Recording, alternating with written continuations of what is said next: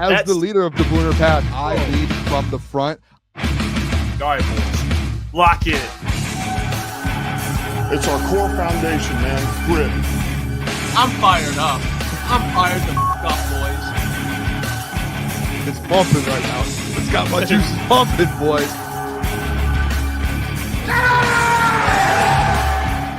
Welcome to Crunch Time Sports with Jeff and Booner. It is Wednesday, July 23rd, day of the Doc. All right, Doc is joining today later in the show. We'll get to talk Detroit Lions training camp. Talking some Tigers, too. They're crap in the bed, man. They are crap in the bed. We'll get to talk about them as well. Lions hosting a free agent. We'll get to that. Oh, we got a packed show today, Bill. Absolutely packed show. We do. It's beautiful, beautiful Wednesday. It's starting to get hot outside. I don't know if you noticed that today. I'll say this, Jeff. I don't know if the people can hear it. Probably like a couple blocks over, I can hear it through my headphones right now. There's a big fair that goes on. If people are familiar with Emily City, where I'm from, there is a big fair every year, the Eastern Michigan Fair. And there is a tractor pull competition tonight. And I hear the loudest tractors in the world right now. So I'm fighting through that with the show. But shout out the tractor pull. There's stuff all weekend, too. You know what? I wanted to invite you formally this weekend to a demolition derby. Don't know if you're interested, but. Actually, I used to go to a demolition derby. I don't know where it was at when I was a kid. I wonder if it was out in Imlay. It could, honestly, it could. I've spoken with your pops before, and he said that you guys used to come up to Emily City all the time, come up through this area. So you guys probably did. And I on Friday night, I'm gonna be doing the show, but I have a bunch of family, like five to 8, 9 family members that ride in the bump and run, which is basically like a bump and run. I go there my whole life, every Friday of Fair Week. I had 10 family members in that thing, cheering them on. Like, let's go. Wow. I have the show this Friday, but I would love to go, but the show's Friday. We do not stop. Saturday, potentially, hey, if any of the boys want to come watch a demolition derby, I will be around. In Imlay. Demo derby, man. A good day, though. We're about to have a great show. This is a packed show, too. And the Doc, I love having the Doc on. One of my favorite days of the week. Yeah, no, it'll be good to talk to him. He's been at camp. We talked to Corey yesterday. That video's out on our channel, which if you missed it, you can go watch the interview. He was great. Doc, obviously, different perspective than Corey. I mean, they both saw similar things, but different perspective, different opinions. So we'll get to talk to the DOC today. But did you see already good Detroit Lions news? Penei Sewell, currently the favorite to win the 2025 Protector of the Year. Which, by the way, are you betting on this award? Is this something you're throwing into the betting arsenal, or are we doing Protector of the Year award now? Bets? Like I might have to. I mean, if I do any other one besides Penei, right? Like, you have to do the Penei Sewell one. I feel like out of just pure respect here for our protector, right? Like, that's the city of Detroit's protector is Penei. I want to go see it. You know what? I didn't even actually think about this. Protector of the Year. By the way, not according to Mitchell Schwartz. Not according to Mitchell Schwartz. No, Mitchell Schwartz, confirmed idiot. All right. He's right there with Pete Prisco. It goes Pete Prisco, Mitchell Schwartz. Shout out Mitchell Schwartz, though. Hall of Famer, I believe. Yeah. What do you think the odds are for Penei Sewell to win that award? If you had to guess. Plus 500. Plus 500? I'll give you another guess or two. And if you ask me, let's do it like this, Jeff. You can ask me specific players outside of Lane Johnson what their odds are, and I'll give them to you. And then you can go off of that. You get 2 more guesses to get it right. Trent Williams. He's plus 1,000. So he's under 1,000. Plus 300. You're all around it right now. Plus 400. Oh, no. Plus 450, Penei Sewell. Oh, my gosh. Yeah, no, that's he's plus 450. He's the favorite. Guess the next highest, Lane Johnson, plus 750. So it's not like they're like tied or anything. It is a decent difference, plus about 300 difference there. Jordan Mailata, plus 1,200. Quentin Nelson, plus 2,000. You hold on, wait a second. Tristan Wirfs is like, I might put some on him. He's supposed to miss time. Oh, then never mind. Okay, I didn't know that. Yeah, because he's JT like just said it, with Wirfs out maybe a month. Sewell should be the favorite. Yes, Wirfs would be up there as well. I like Tristan Wirfs. I'll never argue with JT on that anymore. Yeah, so that's I love that. I don't know how they're going to be able to judge the award. I don't know what they base To it former off. players. Hopefully, Schwartzel or whatever his name is doesn't get a vote. Yeah, that would. Yeah, yeah. Hopefully that's the case here. But in other news, Detroit Lions hosted a free agents today, and this was only like 2 hours, like 3 hours ago. It was reported. Like this popped up on the timeline, kind of snuck up on me a little bit. Yeah. And they hosted a free agent linebacker, Kyzir White, for a visit today. One of the top remaining free agents. Now, this is interesting because not only do they have Malcolm Rodriguez out for a period of time, Alex Anzalone, which he'll play, so I don't really want to put him into that equation. He'll play, but there's no contract extension. But that linebacker room, it's looking a little thin right now. I mean, you got Zach Cunningham, who they signed, who's everyone's like, well, maybe he can contribute. And all due respect to Zach Cunningham, I think he's probably not the player that people expect him to be. It's kind of like me last year when they signed linebackers during the season. And I tried making the case that some of those guys would be decent signings. And then I remember that, oh, yeah, they're free agents for a reason. I think Zach Cunningham is fine. He's depth. Yep. White's been a starter. I mean, he played in 17 games last year for the Cardinals, had over 130 tackles. He's not great in coverage, but he had 2.5 sacks and an interception. So he's a good role player. He's a good role player. Yeah. And Chip guy just said Chip can use him like Flores uses Metellus. I mean, he's kind of a good, like, off the edge guy. But this is where they're looking at that linebacker room, Boone, and they're saying we gotta add a guy. For sure. So I'll look up because I actually looked at his PFF grades. That's why I'm messaging on the side, just if you had his snaps at each position. I'm interested to see last season. Well, really not just last season, Jeff, like multiple going back about 2 years, where he was lined up at. My thought process with this, to be honest, like with the Anzo stuff obviously going on. Do you remember how I kept saying with the Anzo stuff, the problem is with Anzo, if you move on from Anzo, it's like, all right, Jack can step into Anzo's spot, no problem, right? In our opinion, and at least my opinion, Anzo is going to be better or Jack Campbell is going to be better than Anzo has been for this Lions team in the past. My problem was who's going to replace the Jack Campbell talent, right? Like who's going to step into that second linebacker role, Will or Mike, and kind of fill in there. Kyzir White can do that for you, right? And like, let's say you move, let's just, for example, say you're like, hey, he doesn't want to play one of those two positions. He could play your Sam. You can always move Derek Barnes over, right? And it's like, you just, that linebacking room, if you sit pat now and say Anzo doesn't play, or after this next year, Anzo's gone, you look good with Kyzir White, Jack Campbell, and Derek Barnes. Like, that's a good linebacking core as well. Because this guy, like, he's going to go out there and get you 90 to 110 tackles if he is a role player. You know what I'm saying here? And he had 2.5 sacks as well last year. He can get to the quarterback. He puts pressure on the quarterback. This isn't a guy obviously set in coverage. That's now you have to rely on Jack Campbell if that's the case. So yeah, I do think that this could be a little leverage move from the Lions, kind of tipping their hand to Anzo, saying, hey, listen, if you don't want to play or work at camp, we have options, right? We do. And Kyzir White is one of the best remaining free agents on the market right now, from last season. You would argue better than a Zadarius Smith at his respected position. So I like this. I actually hope they get this done. And you know what I hope they do, actually, Jeff? If they're not planning on signing Alex Anzalone for more than 1 year and they're just letting him play out his contract, why not just sign Kyzir White to a 2-year deal? So you have him this year, next year. Why not? Yeah, I mean, that would be. Do you see what I'm saying? A lot of people thought yesterday me saying pay Anzo was just based off of respect. Like, oh, you have to give him respect. It has nothing to do with that. Like, it's just, to me, it's just having people in those positions to win a Super Bowl. And without Anzo, your linebacking core is depleted a little bit. It's depleted. You're relying on a hurt Rodrigo, Trevor Nowatzki, just different guys to step in.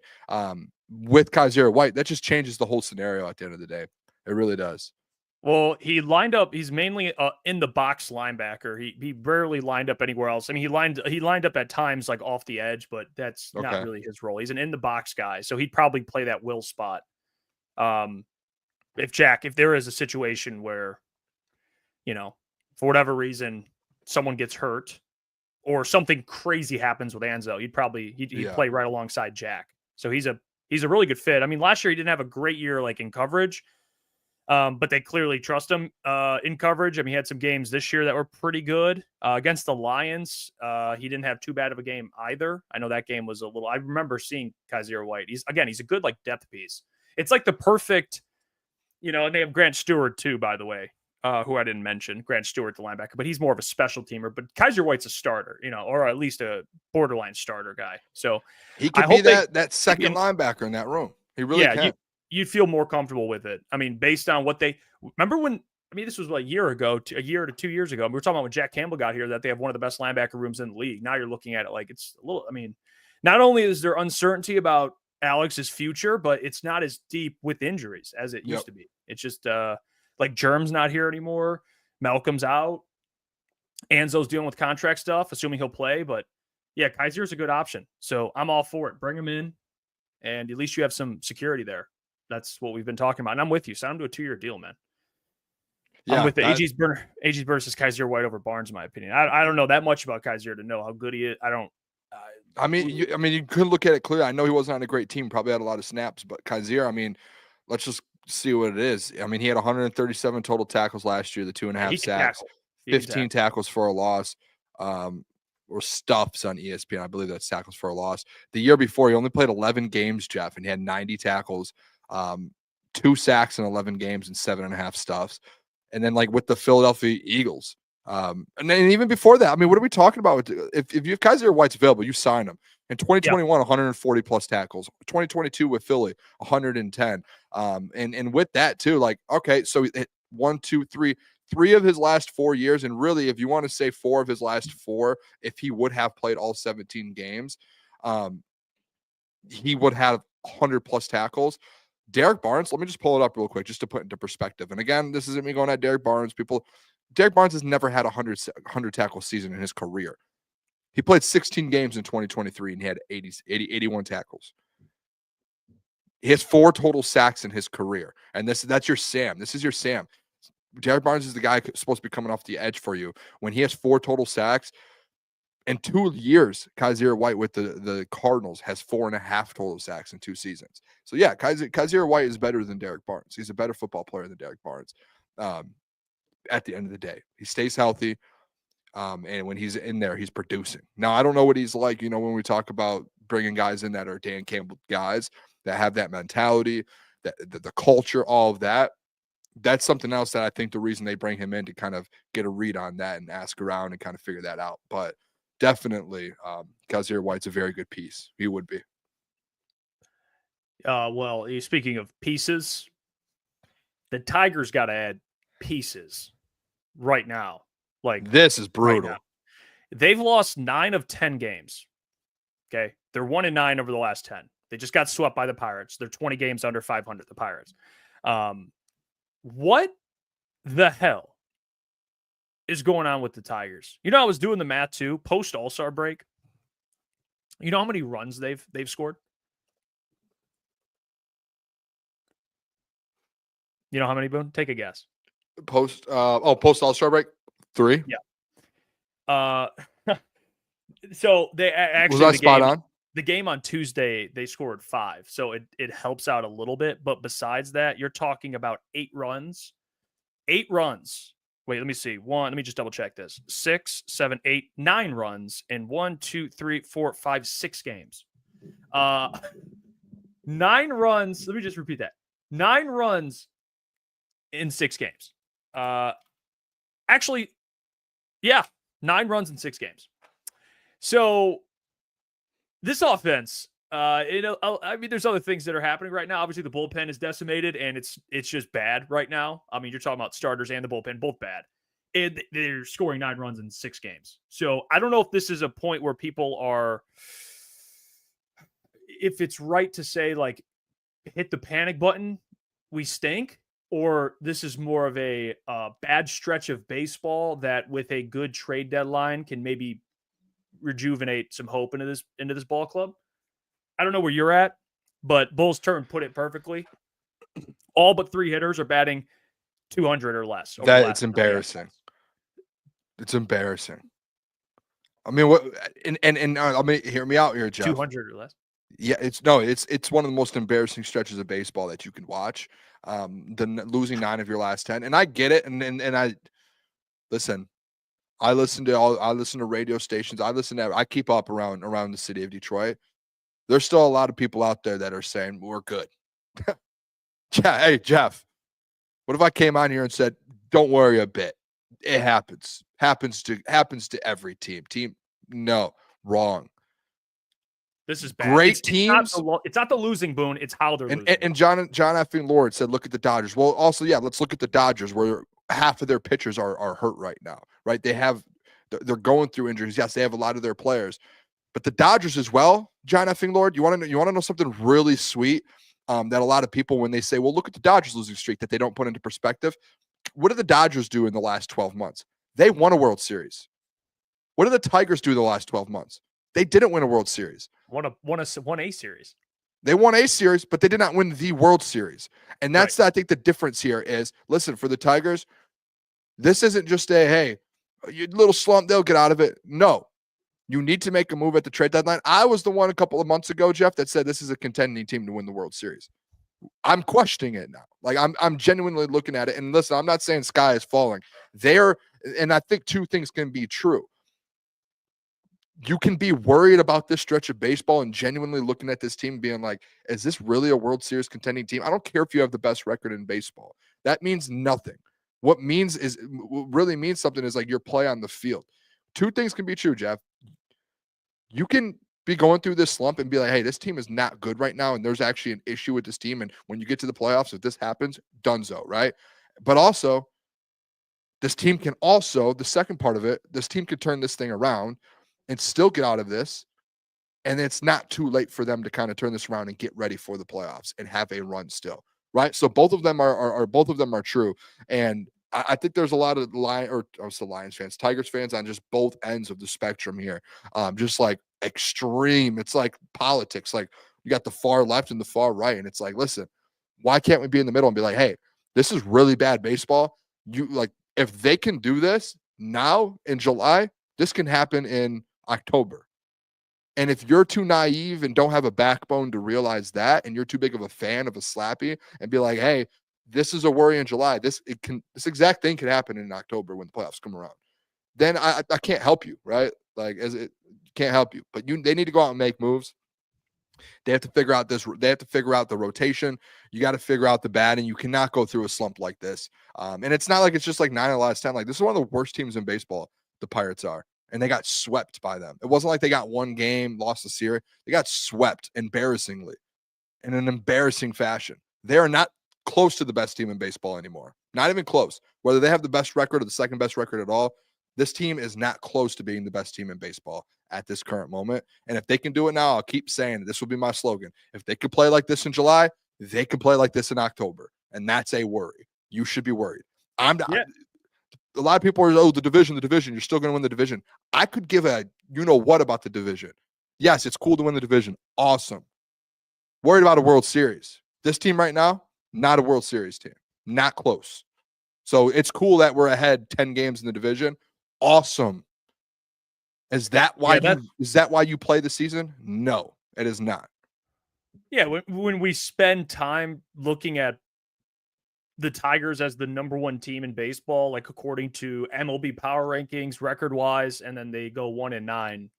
And it's not just the 1-9, but obviously there's context. There's some injuries. Guys that are your best players are not playing well. Riley Green, Spencer Torkelson, like the guys you typically rely on are not playing up to par. So there's a lot of things that factor into it. But yeah, 1-9, dude. And one of the games, I brought up 9 runs in 6 games. One of those games, he had 5 runs, and they lost 8-5. I think the Pirates had 17 runs in 3 games. So 9 of those games, they had 4 runs in 9 of those games. Like, that's embarrassing. Yeah, so yeah, they had 9 runs in 6 games, take away 5, so they had 4 runs in 5 games. I mean, they had I think 4 games with 2 or less runs, and they won one of them. They beat the Rangers. When you guys were actually only time we streamed the game, they won that game 2-1. But yeah, it's bad. I mean, it's really bad right now. And I'm not giving up hope. I mean, they've done themselves favors by the record they have. Like, they're still 60-43. They're still holding on. But yeah, this if this continues, I mean, they have Toronto next, Arizona, okay. I mean, you look at the schedule ahead, like they could probably, this thing might be able to turn around a little bit. You probably just need help at the trade deadline. You need to add to the bullpen. So that's what next Thursday is the trade deadline. So is it next Coming Thursday? up. Yeah, it is next Thursday. Yeah. We'll probably have Caleb on the show that night. Yeah. Oh, wait, actually, no, we won't because it's Lions preseason. So we'll be doing a Lions stream. Yeah, we'll be doing a Lions stream that day as well. So don't you feel like, though, you know what I hate? And I had 97.1 on tonight. I've listened to all these different plays. It's just like, there's still fans out there that are just like, it's fine. This team's going to still have a chance to win a World Series. Like, you really like the product that's on the field right now. You feel comfortable enough to say that, like, we can run into October and be just fine. And I get the Dodgers thing, but again, the Dodgers roster is 10 times better than yours. Like, you have to win games in different ways. Like, you're comparing apples to oranges, the Tigers to the Dodgers. They spend $1 billion more than you do, and they have a way better roster than you do. They're able to go through and change and turn that thing around just based off of talent alone. And guess what? They've won a World Series. Like, it's apples to oranges if you want to bring up the Dodgers. If you bring up the Dodgers in this argument, you don't have, again, I said it yesterday with people with the Anzo stuff, switching sides on it. You don't have a backbone. You do not. You can't stand up to the Detroit Tigers and say, you're playing bad baseball right now. This needs to get handled. You need to make a move. And I don't know, you got to turn this thing around somehow, some way. And Diggity Dog said, this is so weird. 2 weeks ago, Booner was saying this exact same roster was the best team in baseball. The team, when they were playing as a team, I didn't say, hey, the roster and the players were the best team in baseball, Diggity Dog. I would have never said that. I'm not that dumb. I have a backbone, unlike a lot of other people. What I'm saying is I like that. It's been my new term. Like, yeah, you've been using that a lot. I enjoy the backbone. What I'm saying is 2 weeks ago, they were the best team in baseball. They were playing as a squad, as a unit. They were playing great ball. They were hitting well, pitching. Everything was good. That was the best team in baseball. Now, 9 of the last 10, where is that? If you want to keep making Diggity Dog, and if these people want to keep up making excuses instead of holding the team accountable, I get it. I love this team. And if they turn this thing around, just like I did a couple weeks ago, hey, if I can see on the field that they look like a World Series product, I will be the first to say it. But also when they look the farthest away from a World Series product, I will also be the first to say it. And John F. Lord, okay, Boone, I'll remember. Remember what? They're bad. They're not playing good. I have, just like they did 2 weeks ago, I have faith they could become the best team in baseball again because we've seen it. But today, on July 23rd, they have lost 9 of their last 10, and they are playing like one of the worst teams in baseball. What are you going to remember later? That I was telling facts about this team? What are we talking about here? Are you guys that naive that you look at a team that lost 9 of the last 10 and still say, oh, no, this is a great team? Shut up. Have a backbone for once in your life. Keep using the backbone thing, please. I like that. Bulls turn first half. Our hitters own the batter's box. Now pitchers own them. Yeah, I mean, Bulls turn has been spot on, by the way. He's preaching in the chat. I mean, he even said another thing. Bulls turn. If Harris does nothing, he's banking on 26 when they reshuffle the deck chairs with 3 to 5 studs coming. Not what most fans want to hear. Yeah, that's spot on. Would you be shocked if he did nothing? No, I wouldn't. Because he's been pretty steady and pretty foot down on keeping this thing the way this guy loves the backbones. I feel like it's a great saying, is it not? Yeah, no, it is. Absolutely. Coach Walk said, telling viewers to shut up. We can do what we want. Coach Walk, if you want to get a podcast and not tell viewers to shut up, then go ahead. Viewers aren't even talking. Who am I telling to shut up? I'm just saying it in general. Why, Coach Walk? Why are you complaining so much? I love you. What? No, tell Boone to shut up. Tell me to shut up. I will. I won't shut up, but I'll listen. I don't care. Why? You know what I don't like? I just don't like when people like, why are you saying to shut up? Like, dude, are we like 12? Tell me to shut up back. I don't care. Yeah. Jeez, man. Just don't complain about what I'm saying. That's annoying. Well, speaking of complaining, kind of like the Tigers playing right now, man. Nick Wright was complaining. He shredded the Lions. Okay, let's listen to this clip. I'm gonna get your thoughts on it and the chat. Nick Wright. By the way, love Nick Wright. This is tough. It's a tough look. Let's take a listen. Saying they're flat out missed the playoffs, but I think they could.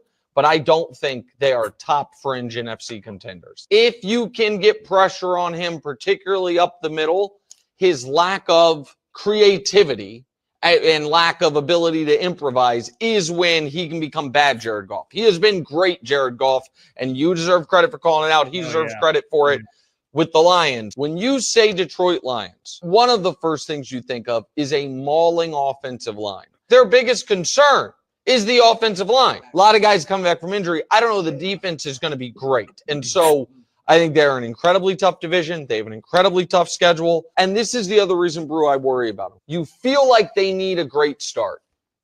And I say 0-3 is on the board. They have the quarterback they believe in and the head coach who is their culture setter. And that should guarantee them a floor. It still is uneasy times, in my opinion.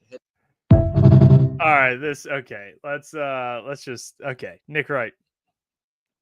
Let me just. I got a lot of respect for you, Nick Wright.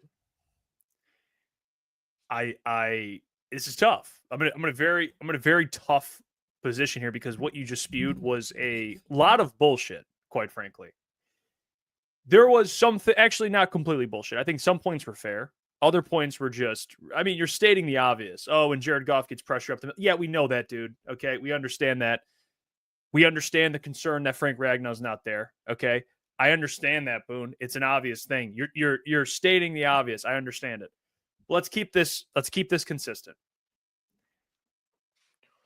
Did they improve their roster from 2 years ago when they were 12-5? And we're not talking about the injured year because obviously they improved their roster. Did they improve the roster from 2 years ago? I think they're a better roster. Some of the young players are even better. Kirby Joseph, even better. Brian Branch, even better. Jahmyr Gibbs, all these guys, even better. Now, you did lose Frank Ragnow, which I think is a fair thing to bring up. I think that's a fair concern. New coordinator is fine. You can bring it up all you want. But when you talk about the defense is night and day better on paper. I mean, this defense 2 years ago when they made the NFC Championship game, there's a lot more question marks. Now, we can bring up the other side of Hutch, but I think there's a lot of things you look at this Lions team and say, yeah, the schedule's tougher, but their defense is better. Their offense has been together now, right? They're used to playing with each other. And Jared Goff, despite whatever you want to say about the guy, is playing some of his best football right now. And as much as I think the Frank Ragnow injury, could have a little bit of an effect on him, definitely, because Tate Ratledge is a rookie. I don't think there's anyone in the right mind that thinks because Frank Ragnow's not here, Jared Goff's play is going to fall off a cliff. So I think it's fine to be like concerned about the Lions, but to say something like, hey, I wouldn't be shocked if they missed the playoffs is honestly, with all due respect to Nick Wright, like stupidity to me. Like you can't, like that's ridiculous. You can't, because when you talk about top teams in the NFC or in the NFL, I don't know how you don't put the Lions in that conversation. Although it's okay to be a little skeptical. I mean, who are you putting above the Lions? Every team has question marks, dude. I mean, most teams have question marks somewhere. But the Lions on paper, one of the best rosters. They have one of the best weapon cores in the league. They have a top 10 quarterback. They have, multiple top 5 guys at positions. Defensively, they have one of the best defensive players in the league. Like, I don't know what else you want for this team. Dan Campbell's one of the best head coaches. I don't know. It's like, how do you not put this team in like the top tier of the NFL? I don't get it. And maybe not the tier with the Eagles, but they're in the next tier with your Chiefs, by the way. They're in that tier. Eagles are in their own tier. So I don't want to hear it from Nick Wright. I don't want to hear it. Yeah, I mean, I think you said it perfectly fine. The only thing I would disagree with, you said with all due respect to Nick Wright, you respect what he says. I do not. I do not care what Nick Wright says. I don't respect a thing that he says ever since last season. You know that I feel that way in regards to Nick Wright. He is a guy who he does a good job, I would say, with reactions in his show. That is why he is where he is today, is because he's good at getting reactions. I don't think, and Jeff, I full-heartedly believe this. I've said this to you, a couple people that we talk with that also are Nick Wright fans. I don't think that a guy like Nick Wright truly believes what he is saying. I think he spews things from his mouth, no diddy, that he completely does not believe. So the funny there, Jeff, I apologize for that. That was inappropriate. But I think he just says things that he doesn't believe. Like, if you really paid attention to what this Lions team has done this offseason and what their current roster looks like, guys getting, guys kind of getting older. guys learning more. We've talked about the defense yesterday. Majority of these guys, the last few seasons, are learning in the NFL still, right? Now this offseason, all these guys show up to camp, and when they get asked questions, some of the ways they answer them, they go, we're vets now. And they're in year 3, year 4, and they look at themselves as vets because they haven't – this isn't like a defense or an offensive weapons and players who have been in this organization, Jeff, that it's been a losing organization and they're still learning how to win.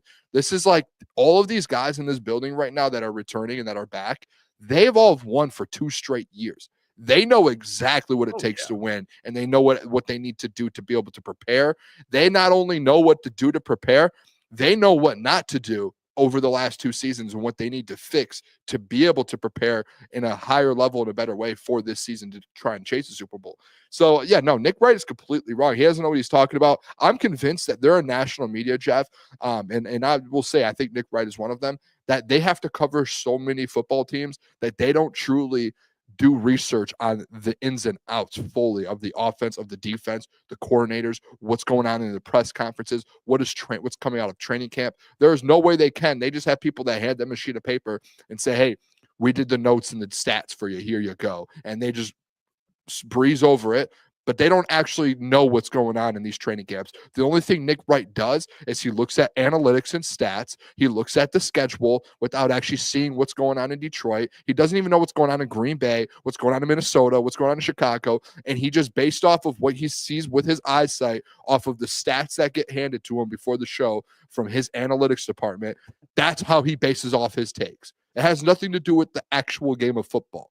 Because if it did, he would be right way more than he is over the last 2 or 3 years, where he is wrong like 80% of the time. So he was wrong about the Lions last year. He's going to be wrong about them this year. I've said it before, Jeff. I enjoy when the Detroit Lions have their back against the wall, especially with national media. Can you guys hear that? No. It was one of those tractor pulls again. But I enjoy it. I truly enjoy that this team now is, again, backs against the wall. They are no longer the darlings of the NFL media, and people aren't putting them on a pedestal as they were last season. It means these guys have a little bit of a chip on their shoulder, and I love it. Dan Campbell is way better of a head coach with a chip on his shoulder. Yeah, I don't know how I don't know why these takes keep coming out. I mean, I know why, but I don't know. It's hot. It gets Detroit. It gets people talking, Jeff. Yeah, it's like this, like JT Olsen. It's not just Ragnow being gone. It's the entire interior O-line is a question mark with an OC that has a history of being too pass happy. Could be bad news for Goff. Okay. So did Nick Wright mention Frank at all? I'm not sure. I think he talked about the offensive line being a question. Exactly. He has no clue the ins and outs. So I will say this. The interior O-line, yeah, I'll say that. Somewhat of a question. I think to say that they won't to say that the interior O-line will struggle, I think you have as much data to argue that as I do that they'll be good. I don't think there's much data to lean either way. I mean, Tate Ratledge has never played in Mahogany's played in 1 game. So I don't think that's even it's not like we've seen a year of Tate Ratledge stink and Christian has stunk. I mean, the game he played really well. So that's all I have really to base it off of. And I know Graham at right guard's a better player. He's a solid player. So I think it's a fair argument, but it's not like you have a ton of data to even argue that, to be honest with you. It's more just you lost Frank, which is fair. That's fair. Whatever. I can't really argue anything against that. But yeah, there's no certainty that these guys are going to all stink. All right. The other thing I'll say is the OC being too pass happy. Why is this why do people think John Morton is going to get to Detroit, look at the best backfield duo in the league, and say, yeah, we're going to throw the ball a lot? Then he was never the right guy for the job anyway.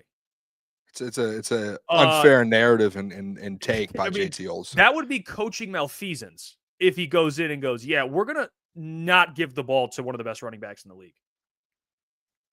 You don't think Dan talked to him about that as well? Yeah. I mean, are we going off his OC job, which, by the way, I even bring up, like, he only has had 1 like OC job. I get it. But to even try and take stuff from the Jets job, it's like, well, you threw the ball a lot with the Jets. Dude, I mean, go look at the personnel the guy had on the Jets. I mean, that was like me and Boone in the backfield. I mean, what are we doing here? Of course, he's not going to run the ball, man. To be fair, if I was the running back, they would have pounded the rock. You know, and I don't know what's going on with the Jets. Who knows? This is different now. If by You don't think? Can I just say, JT? You don't think that a guy like John Morton, who obviously knows what went wrong in New York, just like you're saying, you don't think over the last few seasons since he has left New York that he hasn't learned, looked back, reflected at what he did wrong, and that he's coming into a culture that has already gone to an NFC Championship game, is already built, that he helped build the offense. Mind you, JT Olsen, you're saying he's not a run guy. He helped build this offense, which is run first. And you don't think that he's looking back at that and Dan's talking to him being like, hey, this is what went wrong in New York. Now I know, like I learned the last few years, learning from experience. Do you think that he's like, I'm going to do the exact same thing that got me fired in New York? Are you that naive? I mean, should I bring up a backbone again, JT? No, you said a backbone again. JT said, I don't know what he learned and did learn, but it's a narrative until he proves. Okay, that's fine. Listen, that's a narrative, fine. But I'll tell you what, JT, I would think an NFL caliber coach, typically, listen, I've been around college coaches and they have learned from big mistakes in the amount of attention to detail college Division II coaches have. I would think that John Morton, an NFL coach, the attention to detail of being able to look back, reflect, figure out, and change things. Come on, JT. You're better than that. You know that. Come on. Yeah, that is let me see this. Yeah, I can't get with it. I can't get with it, man. Bulls turn, he had garbage to work with in New York. It's such a bad narrative. What's crazy? I'm not trying to say the guy's going to be the next greatest OC in the history of the Lions franchise. Might be. What I'm saying is I think it's unfair to be like, some points that are unfair, I will call out and be like, that's unfair. For sure. You know? That's how I just think it is. So, and I do want to throw this out there as well. To JT's point, being like, he didn't listen to players, this. We're about a couple days, and we're almost a week into camp, right? We're coming up on a week into camp. Mm-hmm. There's been a lot of player interviews, especially offensive. Every single player that has interviewed, what has the media asked? What is it like with John Morton? How do you like John Morton? Every single player has given John Morton praise about how his attention to detail, what he's expecting, the offense, and how they love exactly the way he's going about it, and they respect him. There hasn't been one issue of this whole rumor, JT, that you're trying to put out there being like, he doesn't listen to his players. This is what he got fired for.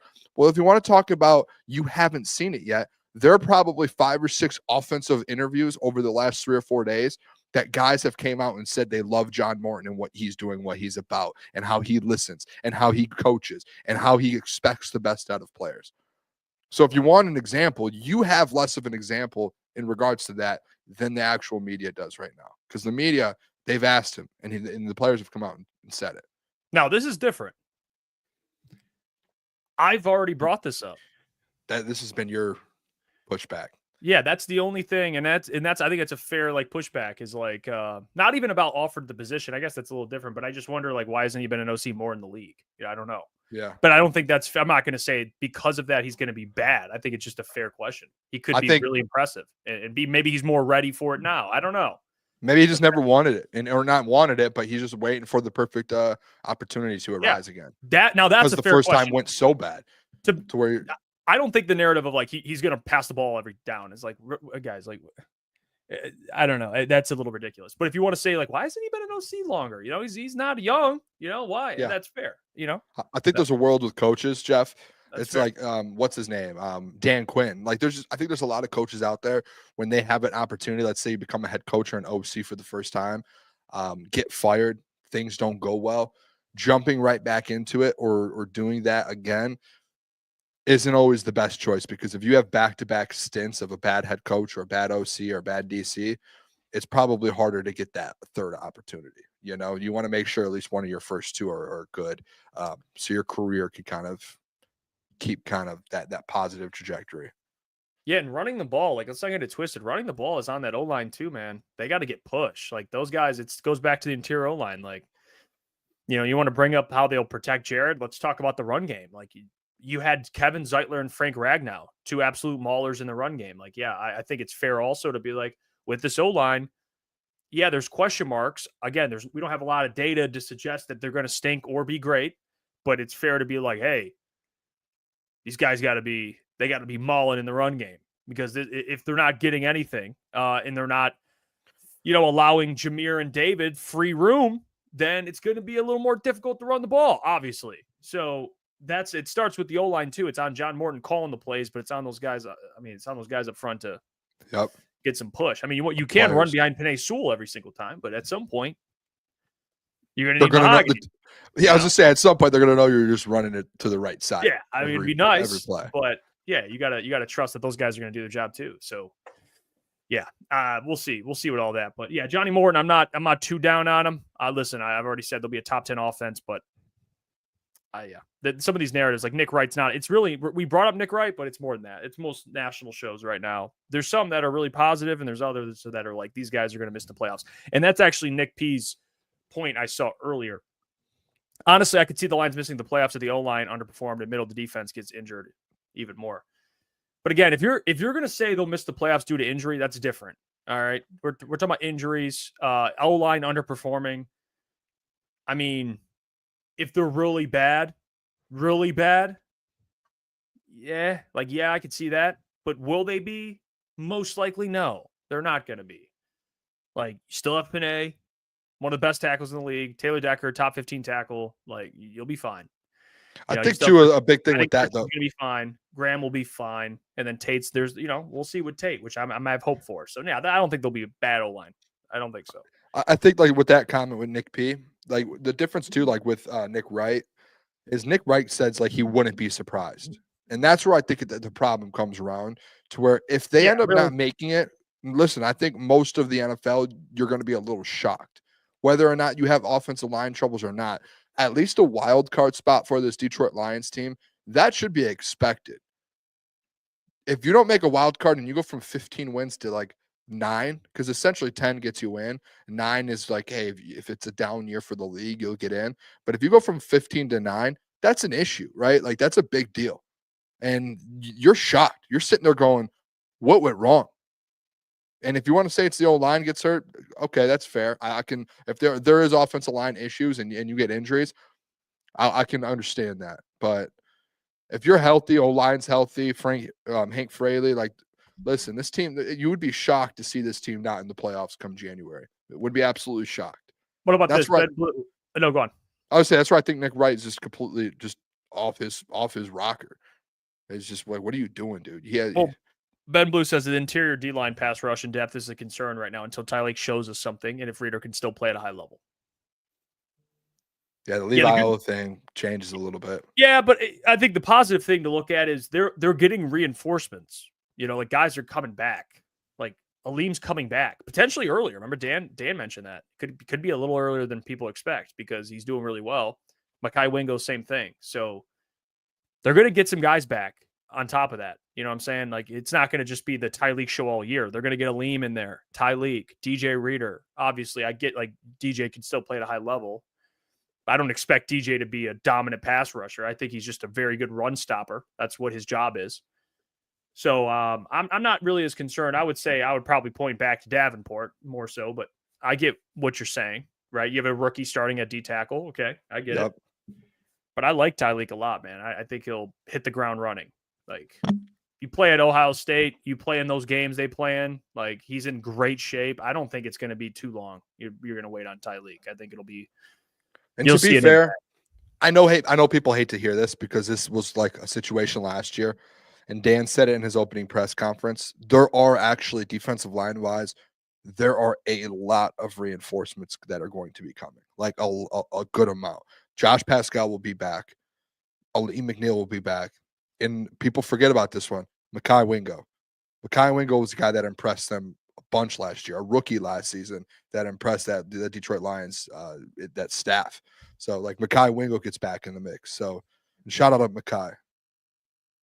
Yeah, they are. They're getting guys back. So, I get it. The edge spot's a little more thinner, so I think that's fair if you want to bring that up. But interior D-line, I'm not as concerned. I like Levi. I don't think Levi was like the missing piece that if he goes down, this whole thing falls apart. I don't think it's that with him.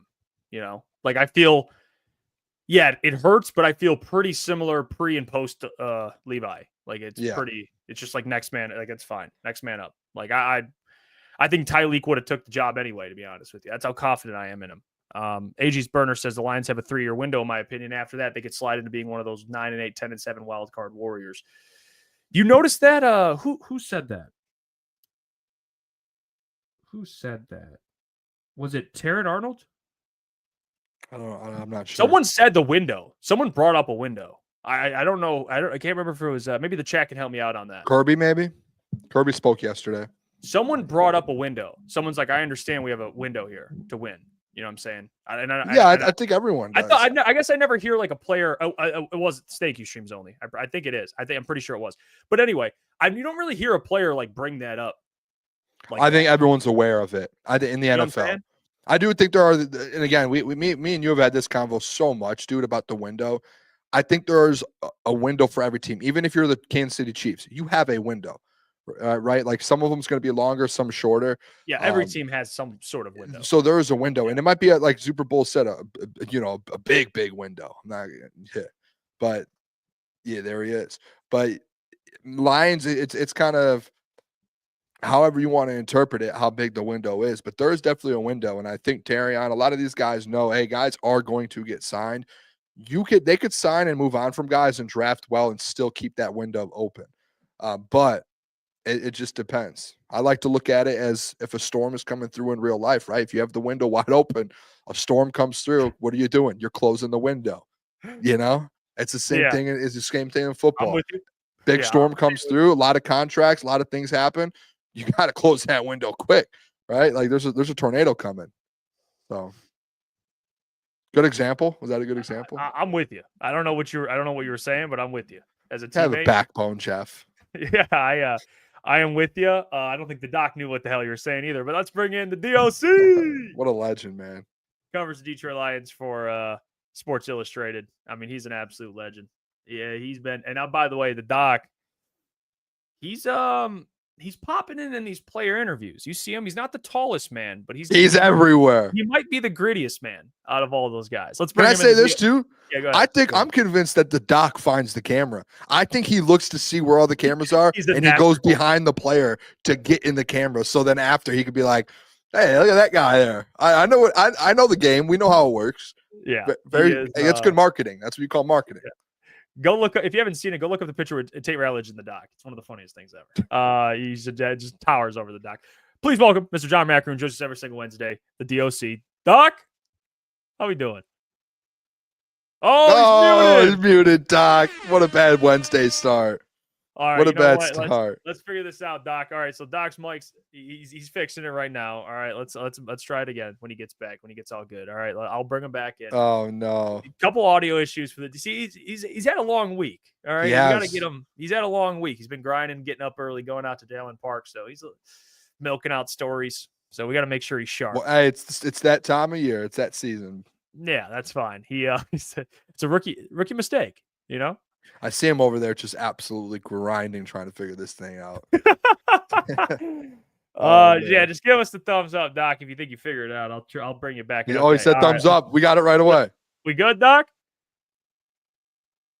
No, nothing. All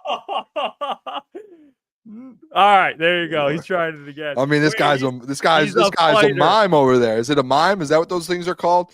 He's an absolute. This guy's going to do his own interview, like sign language. He's a fighter, That's what it was. But we'll get to ask him. He got to talk to Anzo, and he asked some great questions. So can I ask you a question while we're waiting for the doc? Yeah, maybe this topic we can even talk about once the doc's off tonight. We did touch on it a little bit. We didn't really get a ton into it, but I just brought it up briefly yesterday. Terrion Arnold. Yeah. Does that? Oh, actually, we didn't talk about it. We talked about it with Corey. Me and you didn't get a chance to talk about it. Does it?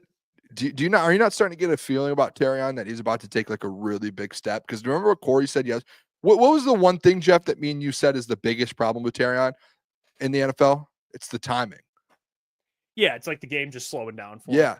And what did Corey say? He said his timing is like spectacular right now. I mean, he's mirroring, dude. He was like mirroring receivers out there. Yeah, and it's like the only thing that I brought up the negatives about all of those penalties and all of the issues of him getting beat, it was literally just the timing. Like we said it all the time. His skill set's good.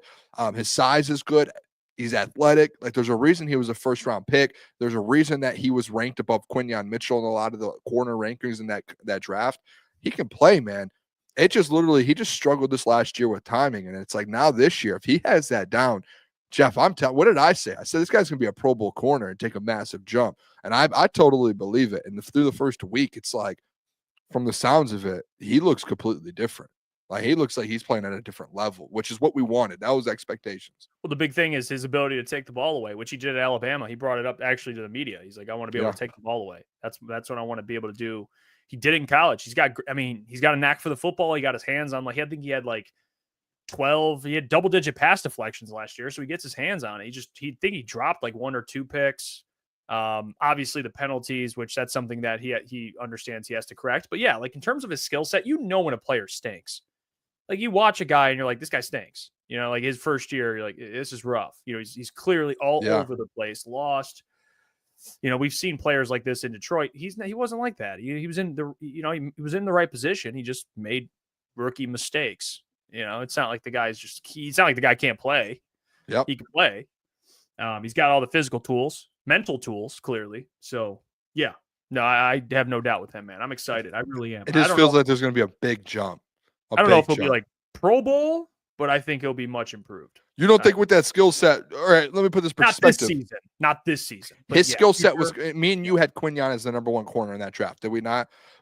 But you could argue that Terrion Arnold skill set was comparable to Quinyon, right? Like you could pick one or the other, whatever you preferred. Quinyon's like in all the rankings, he's like put in the top 10 corner rankings in every single one, and I'm sure next year he'll be a Pro Bowler. If Terrion just figures out the pace of play and all of that, his skills are, I mean, he's up there with Quinyon. Like, I don't see why he can't do the same thing in year 2 that Quinyon does. And then in that sense, you're looking at a top 15 corner, you're a Pro Bowler, especially in today's league when you have a million alternatives. Yeah, I see what AG said. He's fluid. He really is fluid, man. He moves really well. I mean, you watch the video of him guarding James. He had a pass breakup on JMO. He had an interception on Amon-Ra.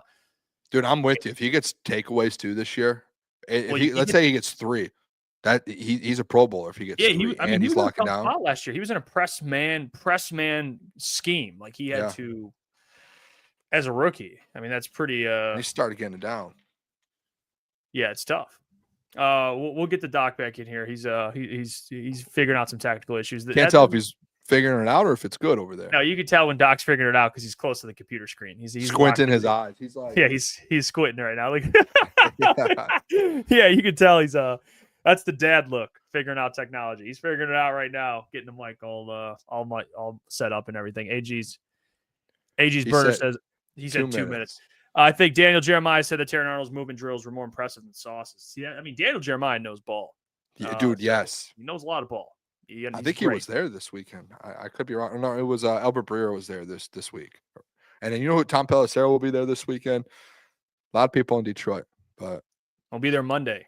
So. Oh, that is Monday, isn't it? Monday and Tuesday. We'll be there Monday, Tuesday next week. Big week, Jeff. Wow. Things are happening. We're right back at it. Feels like it was yesterday. It was last season. We were our first year. Yeah, we'll be there Monday and Tuesday. Crunch time. That'll be fun. So if you're down there, come say what up. Talk some trash. It's fine. Oh yeah. Tell me you hate the Booner path. I don't mind. Tell me to shut up. And I have no backbone. Shout out to Bill Buttliger, man. Absolute legend. He said Doc is a legend, the legend of not knowing how microphones work. I mean, to be fair, this is the only time he's ever messed up. What's happening, Doc? I thought #podcast. What's going on here? He looked up. He didn't like that comment. He looked up angry. Screw you. He switched to like headphones with the mic. It looks like he's. All right, let's bring him in. The DOC. Let's test if everything's working. Doc. No. Doc, are you sure just on your end? Like there's not an unmute button over there? I'm not.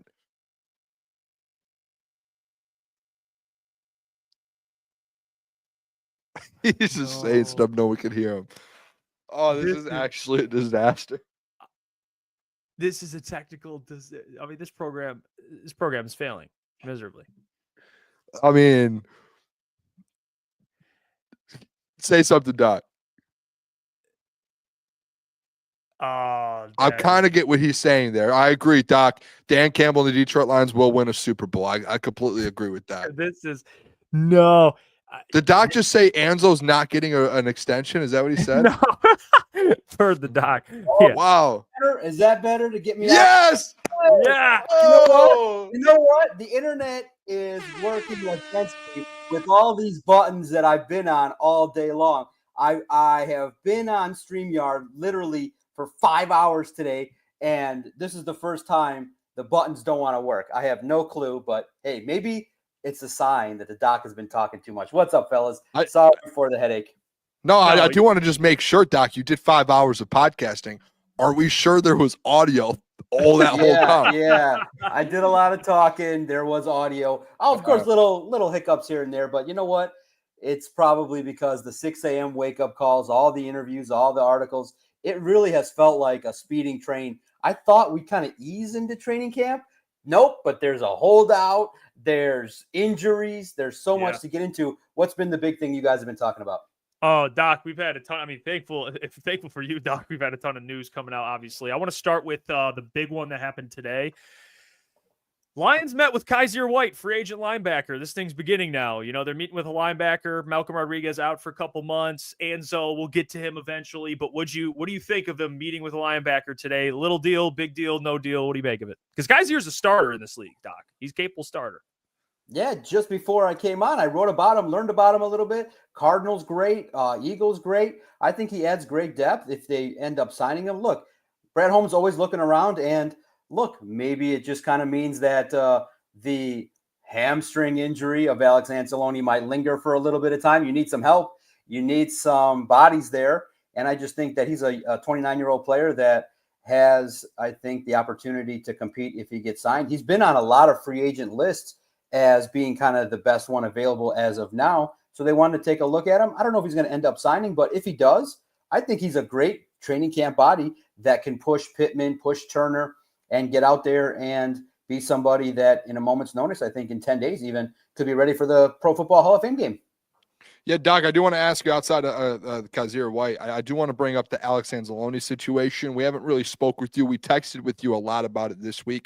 But for the people who are joining us, you were kind of right next to Alex Anzalone throughout that whole conversation that went down on Monday or Tuesday at training camp. Can you break that down a little bit for the people being kind of in that moment? I know you texted us too, and I respect you for it. You were one of the first questions and just straight up asked Anzalone, what are you doing on social media, pushing that stuff? What does that mean? He kind of pushed back at you, and I think you responded well. I don't know how other people took it, but what do you see, one, how that whole situation in person went with Anzo and how you feel about that? And then two, what do you think happens? How does this whole thing play out in your opinion?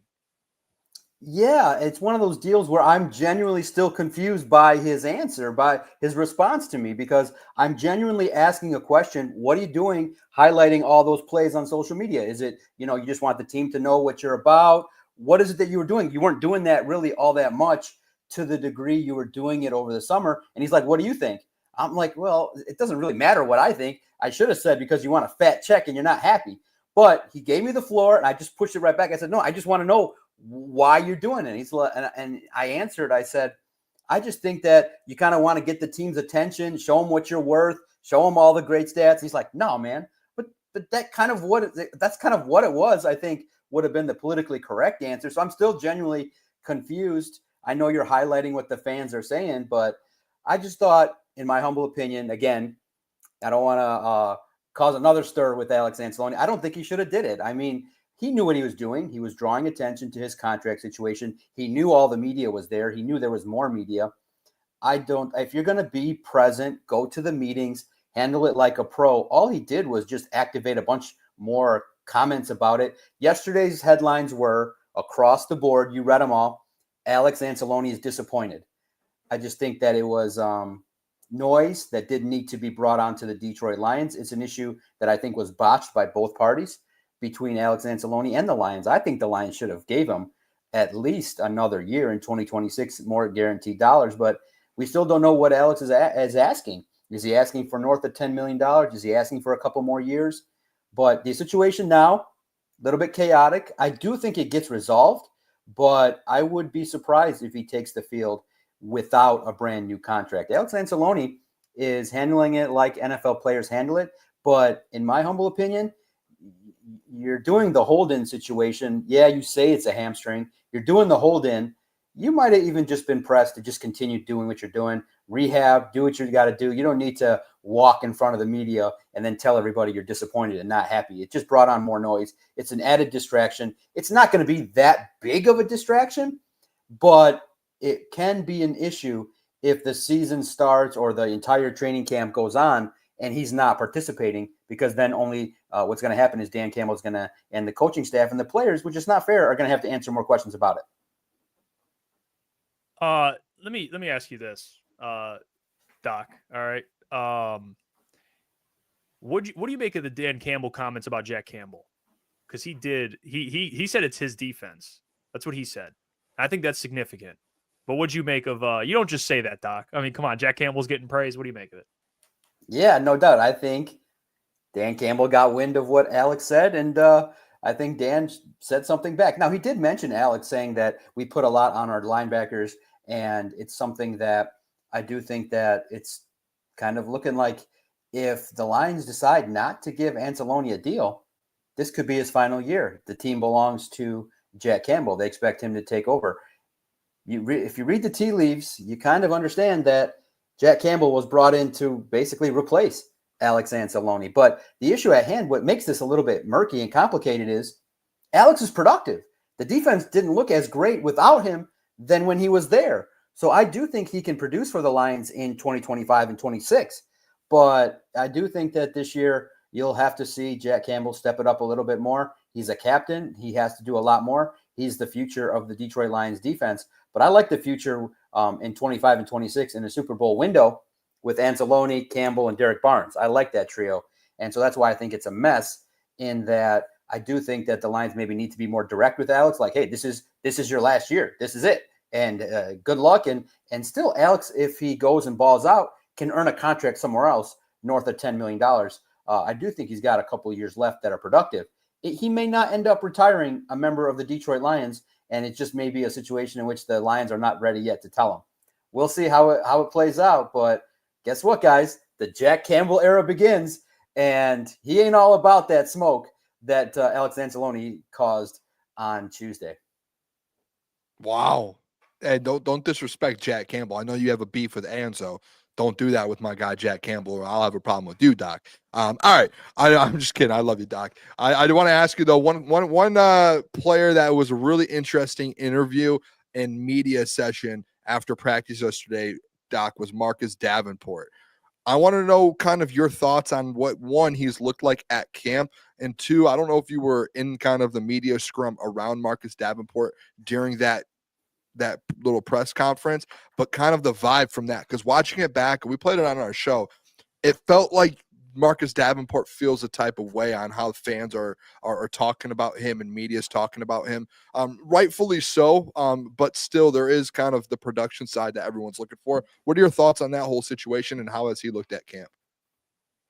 Yeah, Boone, it's fascinating. I wasn't part of that. I didn't see it. The reason why was I had a collection of notes. I spoke to him the day before. On Monday, he balled out, and he was 91 was written all over the place. He was doing his thing, or 92, he was doing his thing. And you see what he's about. 97 and 92, you just were writing their number all over the place. So I walked right up to him. I've spoken to him about 6 times in his time here. And each time he's just, yeah, he definitely wants to talk, but he's not really thrilled to be talking. And I said, you did great today. He's like, man, I thought I had a terrible practice. And then the Lions team reporter joined the interview, and he said the same thing. He's like, man, you've been crushing it. And he's like, man, I just want to get better every single day. He's just mild-mannered and is low-key. And so he did reveal to us, that me and the Lions reporter, that he has a good relationship with Aiden. He's definitely working with Ahmed Hassanin to teach him moves. So the question, and the way I broke it down is, and I saw it from you guys. He's asked by Brad Galley, a great television reporter. Listen to the question. Hey, are you kind of the forgotten man here that's going to maybe remind people that you're opposite of Aiden? And he looks, I think the word forgotten man psychologically just brought up the fact that, yeah, I'm forgotten. I dealt with all those injuries, but last year's injury was not the result of degenerative issues. It was a freak injury to his elbow. It wasn't like that was part of his injury-prone status. He was involved in a football play, and he got crunched, and he lost a year. So he looks at it, and everybody's like, man, when you think of Marcus Davenport, you think I'm synonymous with injuries, and you forgot about me. So I think he took it personally, but, the idea for him, and the way I'm taking it is, if you want him to succeed, he's not all about the spectacle, to stand in front of the microphone and to do all that kind of stuff. He's just not into that. He wants to work hard, train his body, try to do as much as he can to earn the contract that he has, and maybe more for his family. He ain't all about the cameras and the interviews with the doc and doing all the things like Amon-Ra. He's not like that. He's more of a traditionalist, just wants to get out there, handle business. And listen to what he said. He's like, just leave me alone. And I know the fans aren't really into me. They think Marcus Davenport, they think, oh, he's going to be out for 2 games. So I understood it on a human level. I wouldn't have said it publicly into a microphone. But I just think the second day of interviews, when he's not really comfortable doing it, I understand it. So I've been respectful, not really asking him a whole heck of a lot for interviews. But I do think that if he can stay healthy, and that's a big if, and I think everybody that questions it understands why there's a lot of doubt about his availability. But if he is healthy, I think he has a chance to compete. And I just hope on a human level he can, because I guess I'll just harken back to it. Maybe he can be the Javier Baez of the Detroit Lions this year. Hey, Doc, what'd you think of Levi being out for the season? It happened on Sunday. It was first, it was the 4 games. Now it's just out for the entire year. What do you make of that? We talked a little bit about the timeline. It was just weird, the timeline, because it seemed like at first it was post-signing, something flared up, and then there's like these conspiracy theories that it might have happened last season. What do you make of the injury and how significant it is for and Tyleek stepping up potentially? Yeah, no, Dan had to address it. Like, hey, why did you guys sign a player that was dealing with an ACL injury? He kind of cleared it up in that they signed him, and his knee was nagging. He had a nagging knee injury all throughout his summer, and they just said, hey, they were maybe deciding, hey, do you kind of want to play on it, wait for time? His contract is not terribly prohibitive, so unfortunately it just stinks, because I just think you could have used the resources and brought in another player. On Doc and Jock, our weekly podcast, me and Adam just talked about it. Like, why would you just bring him back? I mean, you could have just found somebody else, because we just didn't think that he was going to be somebody that would consistently perform at a very high level and stay healthy.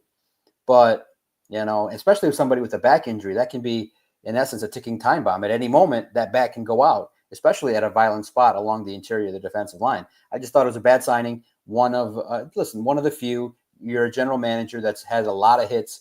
Levi Onwuzurike will be, I think, viewed by the Lions as a second-round pick that didn't work out. It's unfortunate, because he was one of the early Brad Holmes draft picks. You could have maybe gotten production or gotten somebody else. But in the end, I think he's played his last down with the Lions, and you now quickly can develop Tyleek Williams, who alongside DJ Reader has looked good the first week. I think that the 4-man defensive front in the base defense is pretty straightforward. It looks good early on. Aiden Hutchinson, Tyleek Williams, DJ Reader, and Marcus Davenport. That's a good 4-man front to start. And then you can add some edge rushers and add some pressure from Sam linebackers and your defensive backs at different spots. The question mark is going to be, I like what I see potentially with the defensive ends. Along the interior, I don't know how much pressure they're going to generate, which makes hopefully the news that Alim McNeill is ahead of schedule very meaningful. I don't know exactly where they're going to get pressure from the interior. Marcus and Aiden, no doubt. Along the interior, those guys are great run stuffers, but they're not really high producers in terms of pressures and sacks. That's why Levi Onwuzurike and Alim McNeill going down is really tough for the interior of that defensive line. It's a big question mark. That's probably the weakness right now. The biggest weakness of the Lions is the interior of their defensive line. Yeah, other side of the ball, Doc, offensive line, the trenches as well. as you're at camp there, how is everything looking? Let's say with Tate Ratledge at center, Graham on right guard, and then Christian Mahogany at left. How do you see that thing working out? And so far, how do they look in training camp through the first 3 or 4 days? No doubt. The trenches look good. The offensive line is very interesting to pay attention to. Tate Ratledge, my goodness, there was one rep I focused on, and it just certainly caught my attention. He buried DJ Reader. It was like, holy cow, it was run play up the middle, and Tate Ratledge was violent. He put him into the ground, and it was nice blocking, and I was like, oh, man, that guy's ready to compete. I'm not as concerned about the interior of the offensive line as I am the defensive line. I think Christian Mahogany's comfortable. Tate Ratledge will have some learning mistakes and a learning curve, but I think he's being thrown to the wolves. Make your mistakes, learn what you got to learn, and he's going to be productive. He's going to have a big training camp. He looks natural. He looks like a big physical specimen that I believe probably is going to talk to the media Thursday or Friday. He keeps saying this week, so I'm hoping for that opportunity to get to ask him some direct questions and see how he's handling the limelight and handling being center. But I think he's going to be okay. There will be the biggest question mark is going to be opposing defenses are going to blitz up the middle. That's key. If you have a rookie, you're going to bring pressure, and so. He's going to have to face the fire, adjust, adapt, and get after it quickly. And I think he'll be able to handle it. The offensive line question marks are valid, but I think the offensive line has a chance to be better because the Lions aren't going to butcher what they did with Graham Glasgow. I thought one of the early stories that maybe is overlooked is because it directly ties into last year. Graham told the team, I don't want to play left guard. And they're like, okay. And they put him at left guard. And what happened? He stunk. And that impacted you in the playoffs because he had a terrible game. And so I understand that you need to train your players at all spots. But when a player tells you, and he told the great reporter, I'm signing here to play right guard. Deal? And the team's like, yeah, but would you play left? And he's like, no, I like right. And so naturally, you just messed up his season and made everybody go against him. He dealt with injuries. He had his worst season. I'm not a fan of that. If a player tells you what they want to do, kind of honor it. But you signed Kevin Zeitler. They tried to make it work. It was a disaster. And listen, the injuries were the biggest reason, but Graham Glasgow playing out of position, having a bad year was another reason you flopped last year. And you can't waste years when you have such a good team. Yeah, Doc, you were at training camp, so you have a great perspective on this, but how has been kind of the new coordinators, and I know it's hard to take away a lot. They don't have pads on, but just how they operate. I know you've spoken to all the players. They've been they've been complimenting John Morton, Kelvin Shepard. But what was your takeaway so far this week and how those guys are doing their jobs?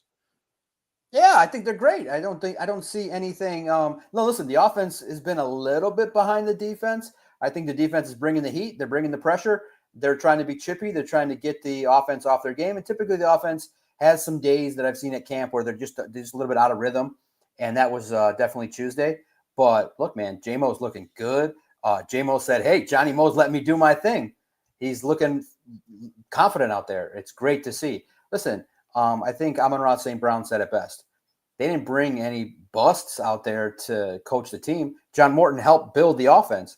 So I think that it's great to see what everybody's kind of wanted to see with a little bit more of Jameer and David playing together. That could be an opportunity that could happen. I think John Morton is a coordinator that will, even if he has to learn a little bit on the job in regards to play calling in depthly, I think the offense in terms of the scheme, the routes, the concepts, working with Jared Goff, it looks seamless. When they need to play, Amon-Ra St. Brown, Sam Laporta are the guys. But the practice that didn't go right, it was third down situation, so it was more condensed, and the defense was just trying to punch the hell out of the football, and they were getting chippy. So I think Thursday and Friday, and then when the pads come on, I just think all bets are off. It's going to be great. I don't think from the outside, it would appear that these, when the narratives come out and the national media is like, I have concern about the Ben Johnson and Eric Glenn leaving. Well, it wasn't like they went out and got two outsiders. They literally got the mentor. They got the mentee in Kelvin Shepard. He is an extension of Aaron Glenn. It's going to be the same defense, just run a little bit differently with different pressures coming from different fronts. It's the same defense. It's not going to change drastically. It's going to have Kelvin Shepard spin. That's not a change. That's a continuation of your system.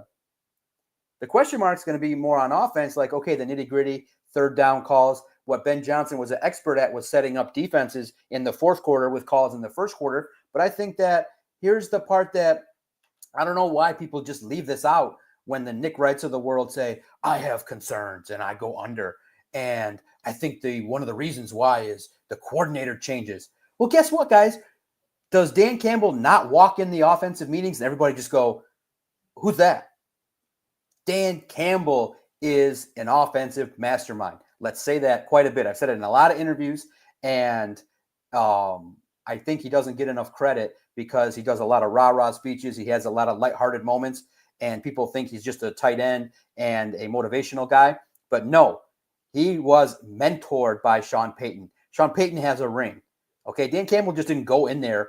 There was another interview that was done today.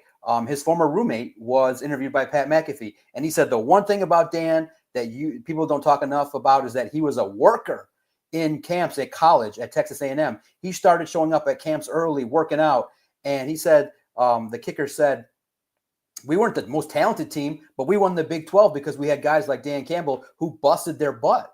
So give Dan Campbell credit. That offense is not just, Ben Johnson showed up and then just created this offense, and all of a sudden it was amazingly just out there. Dan saw right away that Anthony Lynn was running an offense that was not an extension of what he wanted. Far too conservative. He took care of that right away. He installed Ben Johnson and then mentored Ben Johnson. So when a coach gets that opportunity, it's the coordinator issue, I think, is far overblown. The issue, I think, most importantly, is going to be the defensive talent. And did Brad Holmes do enough along the defensive line to get this team a Super Bowl? That's the question of the year. That's the narrative. That's the big one. And Doc, what do you think? I'm going to ask you this every single week we have you on here as training camp is going on until the preseason is over. But can you give me a player or two kind of on both ends of the spectrum? One, a player or two that's standing out that probably people need to keep an eye on. I'm not talking about big-time stars, but more so kind of under the radar guys that people need to kind of keep an eye on. And as well as on the opposite side, one or two guys who need to step it up and they're kind of on the bubble and they're not looking too well out there at training camp this week. Yeah, well, first and foremost, we always got to predicate it's early. It's the first 3 days. They didn't wear pads, and they're acclimating. They're getting things going. And so I like what I've seen from a lot of players. There's nothing that would indicate that somebody's on clearly in trouble. But, of course, getting kicked out of practice is never a good thing. Maurice Norris definitely did some things that he wasn't supposed to be doing. And so you never want to get put in the spotlight for disobeying the rules and maybe potentially putting some guys that are impactful in Tesla and Lovett in jeopardy by being too physical. So I look at it like my first things first that you look at is in the first couple of days is the big players. First and foremost, J-Mo's playing well. I think that a player that's playing well that you'd say under the radar is Kyle Allen, the backup. He's in a competition with Hendon Hooker, and he's right there. He delivers the football well. He's getting blitzed quite a bit from the defensive line, and you recognize this is a player that is going to compete. I don't think he's eventually going to win the job, but he's going to make it tough. He looks good out there. Zips the football, has command, has a presence. So I think the backup quarterback spot is generally getting better. The first day wasn't the greatest, but I think right away maybe they got a little bit of coaching up in the motivational sense, and they stepped it up. I like what I saw. I like what I'm seeing from the rookies. I like what I'm seeing from Tesla and Ahmed Hassani, Dan Jackson, Lovett. The rookies are steadily acclimating. I don't think there's anybody on the radar where you'd say, oh my goodness, they're absolutely stinking it up, but you'd want to see more from Giovanni Manu. Like you want to see him continue to progress and do his things, win more reps, but he's a developmental player. He's doing things. The player that unfortunately that you would put the spotlight on and say, man, you just wish that they could do more would be the guys that got hurt. You wish that Sione Vaki and Broderick Martin would not have gotten those injuries. You want to see them develop. So injuries, I think, are the first step that you see in terms of halting development because the Lions need Broderick Martin in a sick way because of the injuries. They need him, but I don't think they can count on him just yet. He hasn't really made my number sheet because he's on the second and third team, and I'm right now in the first couple of days just looking at the stars. So, and then he got hurt. Sione Vaki, I asked Dan Campbell, I said, hey, they were looking to expand his role. they were looking to do some things, and unfortunately, a hamstring injury took them out of action. So those are the guys that you would say, man, you wish that they would have stayed healthy so they could be out there. I'm gonna let the Kyle Allen thing slide a little bit, Doc. But let me say He this: looked good. He looked good. I'm not gonna lie, he looked good, and he's gonna compete. He's gonna right away. The two players you're gonna watch: Kyle Allen and Hendon Hooker at the Pro Football Hall of Fame game. Let's go. Let the battle begin. Let me ask you about a star player you watched, Jameson Williams. He's cooking, and he mentioned something very specific. He said John Morton's allowing me to run more routes, which I think is something that's the next level for Jameson Williams, right? Like expanding his route tree, how he's utilized. What kind of year do you expect from JMO? I've already heard he could potentially lead the Lions in receiving yards, but what say Doc on that? Yeah, JMO looks good, right? Just a real fun memory for the listener in the chat. One of my favorites. One of my favorite memories was a rookie at camp, right? And so, we're not allowed to report, but now that the guy's there, it's hilarious. Ben Johnson, and you're starting to hear a little bit about how he's coaching. There was a young rookie, Antoine Green. He didn't line up properly. He didn't get on the line. And Ben Johnson just lit him up. Me and Broder were standing next to each other, and Ben Johnson lit him up. Hurry your slow ass up. Get on the line. What the hell you think this is? And he was just lighting Antoine Green up. And Broder and I were sitting there laughing, and we just wish we could report that stuff. We wish we could tape it and share it, but we can't tape live plays. So fun times there. Hopefully the team that he supports, the Tigers, can turn it around. Maybe you'll ask me about it because they're disappointing the hell out of me, and it stinks. But I had some fun memories covering the early practices of Ben Johnson with my guy Broder. And we got to see the drop portion of JMO a couple training camps, but this one, man, wish Broder could see the refined JMO where we could say, holy cow, this is the guy we wish we were seeing 2 years ago. He looks refined, man. He looks crisp. This is the JMO that you want to see, the third, fourth year player that gets after it, the third year guy that's ready to go and handle business. You want to see that maturity. You want to see JMO get after it. More mature. He's running crisp routes. And what he means by running more routes is he has more of a route tree to run. I think that Ben Johnson was like, okay, you're the deep guy, you're the end around guy, and that's about it. Nope, John Morton expanded his route tree. He's like, Johnny Mo, let me run some more routes. Let me be in the offense. Let me run inside, outside. Let me run dig routes over the middle, do some things. And so Morton's going to, and I think I said this on your show, he's going to let Jameson Williams do a lot more things. And so that's why I predict over 1,000 yards, maybe 10 touchdowns. He's going to be the guy this year, as long as the distractions are taken away off the field and he minds his P's and Q's, dots the I's, crosses the T's, goes home, handles his business. I think Jameson Williams will be heavily utilized in this offense and will impress everybody. I think that was my headline was, I think John Morton will get more out of Jameson Williams. It wasn't because Ben Johnson really didn't utilize him that well. It was because Ben Johnson has a comprehensive scheme that involves a lot of checks with Jared Goff. It's a lot of on-field watching and monitoring and communication. And a young player is just not going to get it. That's why Tesla is not going to get on the field all that much early, because the offense that the Lions have, guys, is not simple. It's a lot of reads based on what they see. It's Jared Goff has 3 or 4 plays, and a lot of the routes are changed and modified based on what the defense is doing. And that's a lot of information for something. So Ben Johnson's like, okay, let's get you confidence.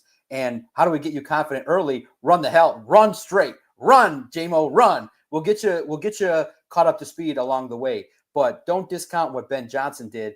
But John Morton gets the refined version. He'll get the most out of him. And I think that JMO also, too, knows that a fat paycheck could be right around the corner if he has a good year. The dollar signs are in his head. He knows it. And I know it, too. He has a good year. He's looking at over $20 million a year. So you're going to get the best JMO. You're going to get the clean A-plus version because it's money time and it's production time. So this is the best version of JMO you're going to get. Yeah, I'd love to hear that. I do want to bring it's crunch time. Hey, great. There we go, Doc. I want to bring up something though, just defensively, as you are out at camp. Does it feel like there's a different energy to this defense right now? A lot of those guys, I know actually Kirby brought it up about how this defense is just more mature, and Kelvin Shepard's letting them kind of just open it up and play and kind of be the leaders on the field. Do you get a feel of that so far through the first few days? I know Dan kicked Maurice Norris out of practice, and what it sounded like, at least Hutch did an interview, and it sounded like it was more so that defense, they're emphasizing takeaways, it sounded like, and that was kind of something that ended up being a little too much, and ended up, you were there and you obviously saw it all, but can you break that defense down a little bit and in the feel of the defense this year heading into 2025?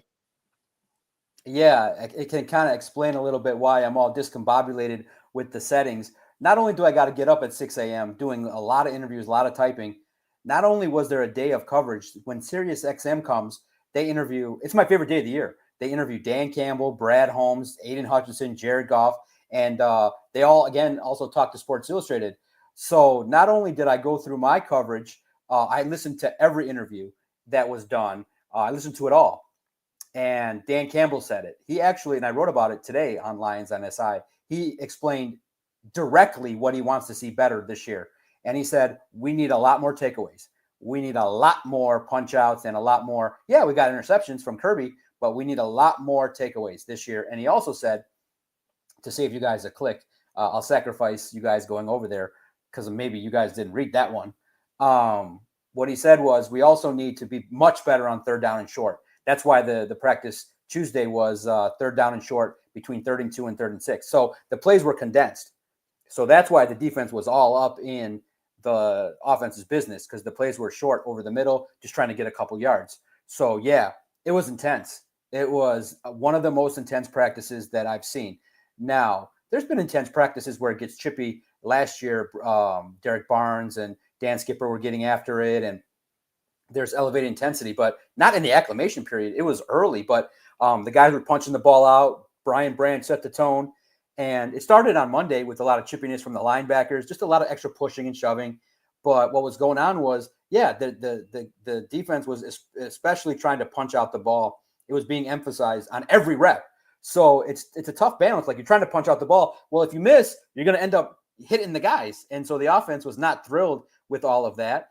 And so Dan Campbell, with Maurice Norris, was just way over the top. But I like that. He was excited. He was definitely wanting to showcase physicality, and he got Lovett and Tesla. But once Dan Campbell said, hey, stop with what you're doing, and he kept doing it, that just led to an ejections. But I love that. That's intense. It's football.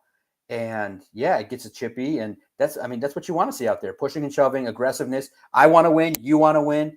And when the thing about the Lions that's great, and Broder can attest to it, and you guys too, you guys definitely understand. When plays are made, Kirby's talking junk. Amon-Ra's talking junk. Tyrion's talking junk. And the junk is not, man, I'm better than you.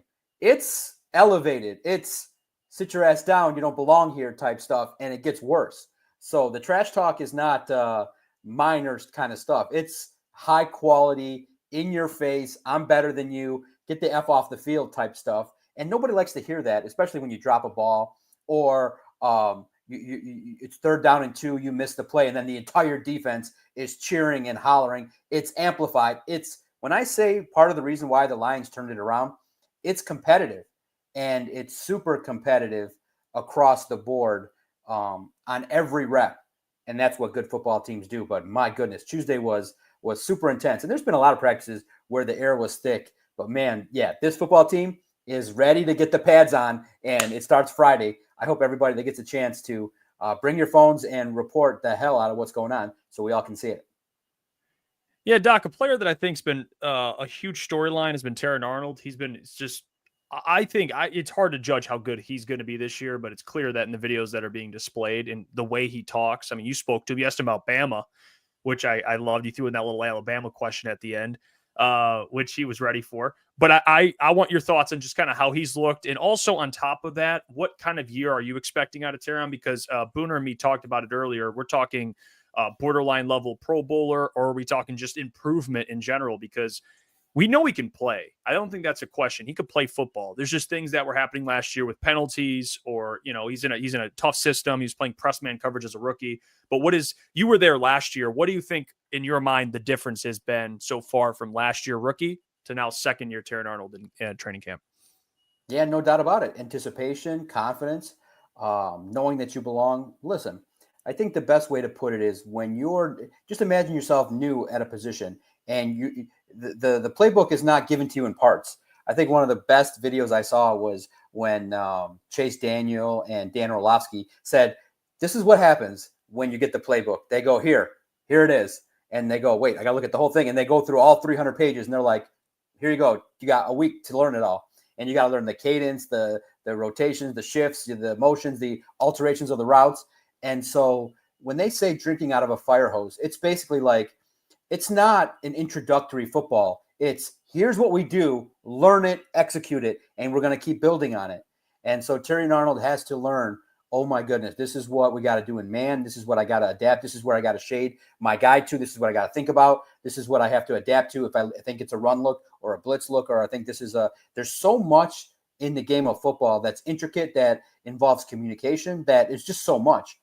And then so what happens is you revert to what you know. And in college, you can be a little bit more grabby, but because it's a spot foul, it's a situation in which you don't get there's a limit on the penalty. In football, in professional football, you get a 40-yard pass interference, it's going to be you breathe on a receiver, and it's going to be a flag.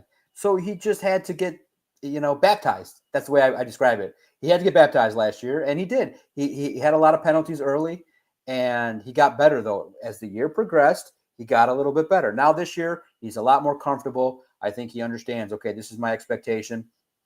And you're going to see that second year leap. And he's confident. I think that you're going to see a player that's going to get a couple turnovers and probably bold prediction. One of the first players to dance on defense in the end zone will be Terry Arnold. He'll definitely get his hands on some footballs as well as DJ Reed. I think the combination of DJ Reed and Terry Arnold playing together will be great because Terrion learned from Carlton Davis, and now another veteran will help him out. It's a good defensive backs room, and Terry and Arnold, look, in the end, that position's a nightmare to play. It's tough. The wide receivers are gaining so much.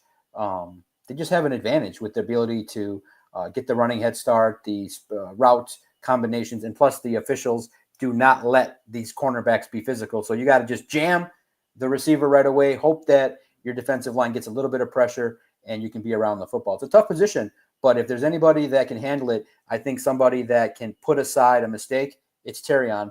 And I think he's confident enough to have a big second year. I think I would give him 3 interceptions and 1 touchdown this year and a lot of pass breakups. Yeah, if that happens, he's a Pro Bowler. Let me ask you this, Doc, guys. I got to get this question in. Giovanni Manu, what's been going on with Gio? Question. What's been going on with Big Gio, man? Decker's out. Can you give how he's looked, insight to kind of his development? Yeah, he's developing. Still raw, still makes mistakes at times, but he's gotten a lot better. Trimmer. I think he's down. I think he said he was at 340, and now he's playing at 320, down to 20% body fat. Yeah, he's down to 320. Shed some weight. He's thinner out there, and he looks more athletic, and he's battling. And I think that he's starting to showcase his strength. I do think that, again, this is without pads, but his footwork's better. Everything got a little bit better.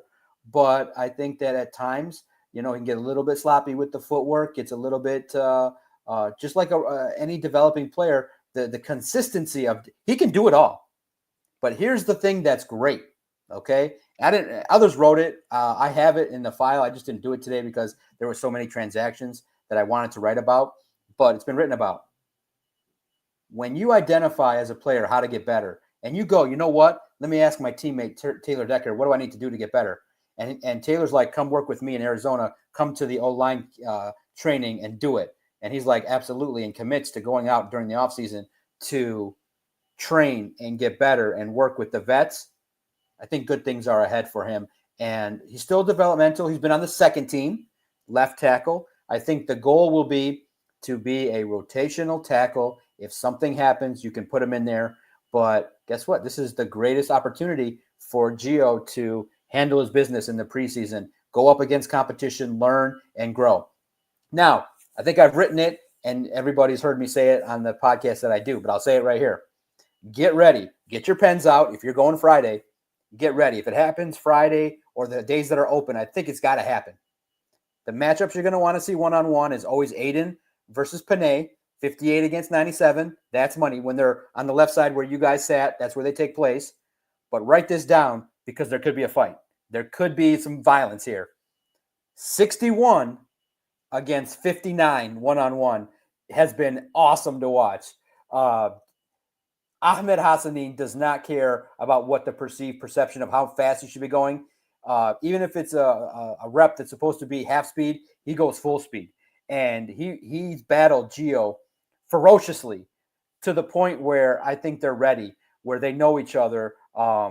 They know Ahmed's bringing a rip move, swim move, any kind of move to try and win a rep. And so when they line up, if you see 61-59, just stop what you're doing, watch it, because it's going to be crazy. When those one-on-ones go down with 61 involved, all the people that are messaging me are like, John, just find 61. Those one-on-one reps are going to be must watch. So I'm excited to see them. Hopefully I'm not turning my head, but I think when the fans are there, we can all tweet exactly what's going on. So if you're there and I'm looking at the offense or looking at JMO, tweet. Everybody, I think they yell at you for photos, but if they let you pull your phones out, tweet what's going on and what you see, because it's going to be great when the one-on-ones start, because the physical battles with some of these guys that are competitive are going to be great. Gio's going to be fine because I trust the coaching staff and the vets to help him get where he needs to go. But it's going to take time.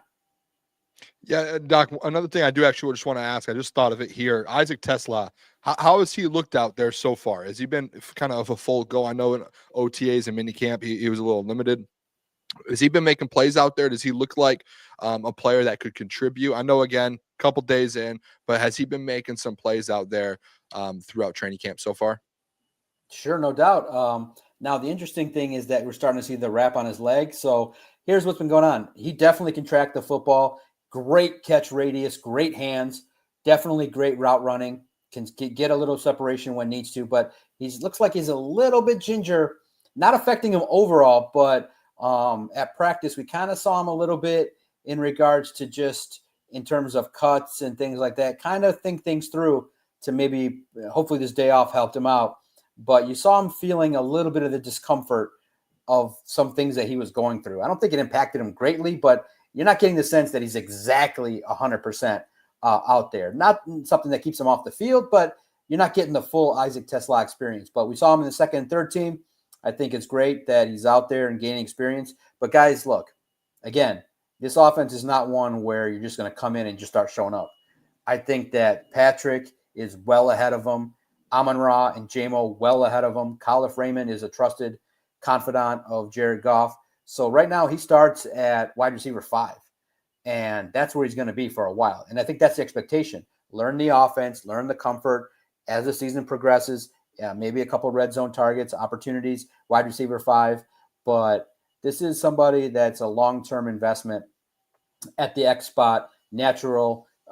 Probably if this is the last year of Tim Patrick, you can slot him in next year. This is kind of a redshirt year, but he'll get some opportunities to showcase some things. Another one that the preseason I think will definitely bode well for. And also, Hendon Hooker has found a way to target him, which has been great. Hendon Hooker and Kyle Allen definitely know where number 18 is, and he'll have opportunities to get after it. All right, Doc, we got some mailbag questions for you I want to get to. Brad Holmes. Shout out to Brad Holmes for watching. He says, mailbag, which year 1 and year 2 player will have the highest impact on the team this year, in your opinion, Doc? Year 1 and year 2. Yeah, no doubt about it. For sure, I think the rookie that will have the most impact is going to be Tate Ratledge. I think it's great. Tyleik Williams is going to have a lot of opportunities to handle things. Tate, I think, is your starting center. Isn't that crazy? I think that you have an opportunity to see a player develop and get after it right away. So it's crazy to think about that Tate Ratledge is going to replace Frank Ragnow just that quickly, huh?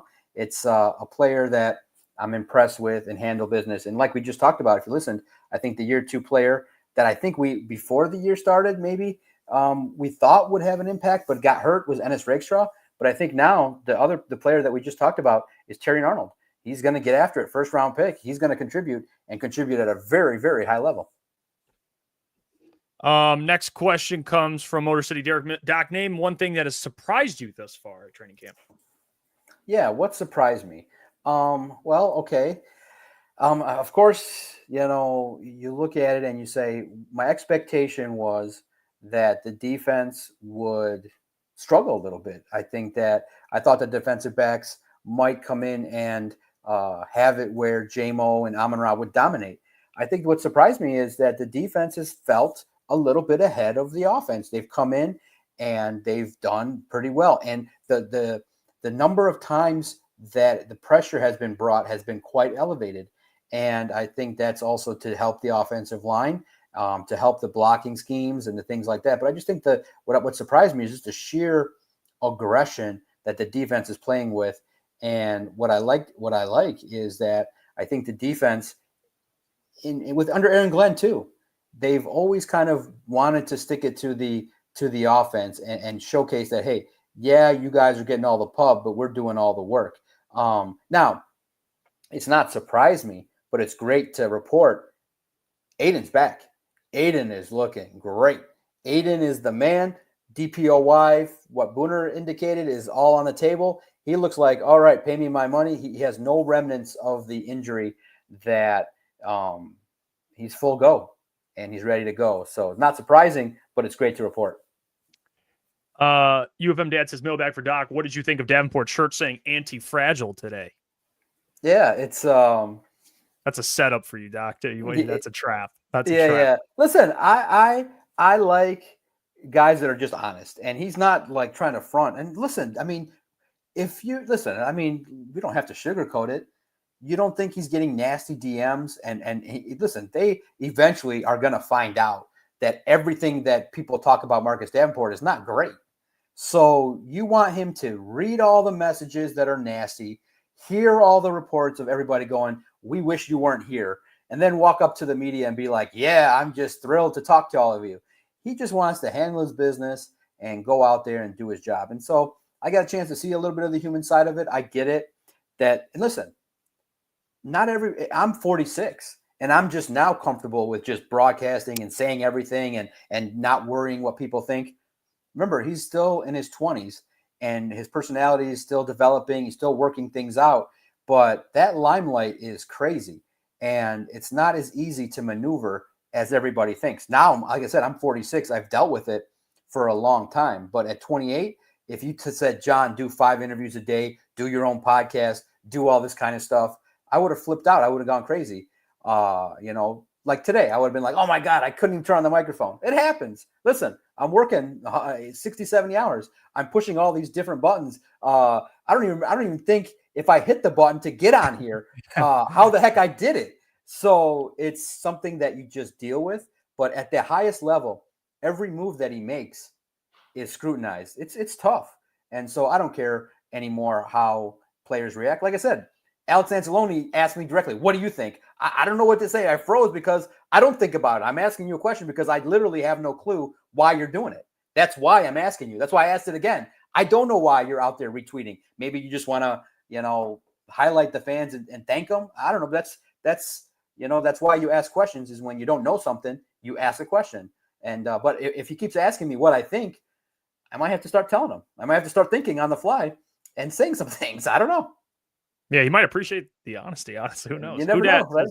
Doc Mailbag, how have Mason Miller, Keith Cooper, and Ian Kennelly looked out there so far? Yeah, no doubt. All three, I think, have a chance to be eventually at least a minimum on the practice squad. Keith Cooper and Kennelly are competing for spots on the roster. I think Mason Miller is going to have a strong chance to compete in the preseason to get some more playing time. He's strong, man. He can play a lot of positions. I like his versatility. I like his strength. He battled with Ahmed right in front of me. They got chippy. They were holding on to jerseys. He's a big man. Mason Miller is big, and he can play a lot of different spots. I think he'll have a chance to be in a rotation on this Detroit Lions team, but I think he's destined for the practice squad. I think they like him. Keith Cooper is one of the reasons why, if you check out my podcast, you might not like one of the banners. I think the Lions are not bringing back Zadarius Smith anymore. I thought that was going to be a guarantee, but Keith Cooper, man, he can win some reps. He's fast. And he actually gave me an answer that almost made me laugh, that it was so simple that it was almost refreshing. I said to him, man, I walked up to Keith Cooper. Dan Campbell talked about him. Remember, I told you guys the Lions like Keith Cooper. Dan Campbell keeps talking about him. You said that early, Doc. You Yeah, I said did. it pretty I early. said, yeah, Dan Campbell's been talking about him. So I said, hey, man, what did you do in the tryout to get you on the team? The Lions said, man, that you were worth something, and the Lions have been talking about you. And he's like, yeah, simple. They wanted somebody that could rush the passer, and in the tryout, I rushed the passer. And that was that. And he smiled, and I said, yeah, okay. So he's like, the one skill they said, we need you to rush the passer. He's like, I did that. And he's been refreshing to watch. I think he's got a chance to compete. He's going to win some reps in those one-on-ones, in those individual drills at training camp. So pay attention to him. The reason why I said in my podcast today, and I'm trying, guys, this year, I'm going to try to record at least 30 minutes every single day for the entire month of training camp. There's information galore. I have it. I don't want to hide it. I'm just going to share it all. Try to broadcast every single day with mistakes. I'm going to get my training camp and learn. So listen, guys, it's training camp. So I'm not going to report everything perfectly. I'm not going to arrive in all the interviews perfectly. Give the doc a little bit of a break.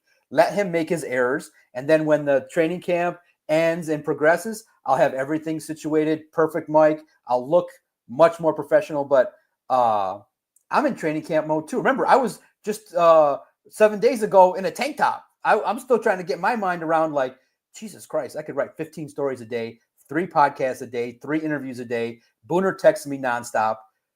It's a fun ride, but it is a wild-ass ride to cover the National Football League. But I love it. I absolutely love it. I'm addicted to it. And you guys have been so gracious being patient with an old guy learning the digital landscape here. Remember, I was just a simple podcaster. Record a podcast audio and throw it to the internet. That was my ceiling in my mind.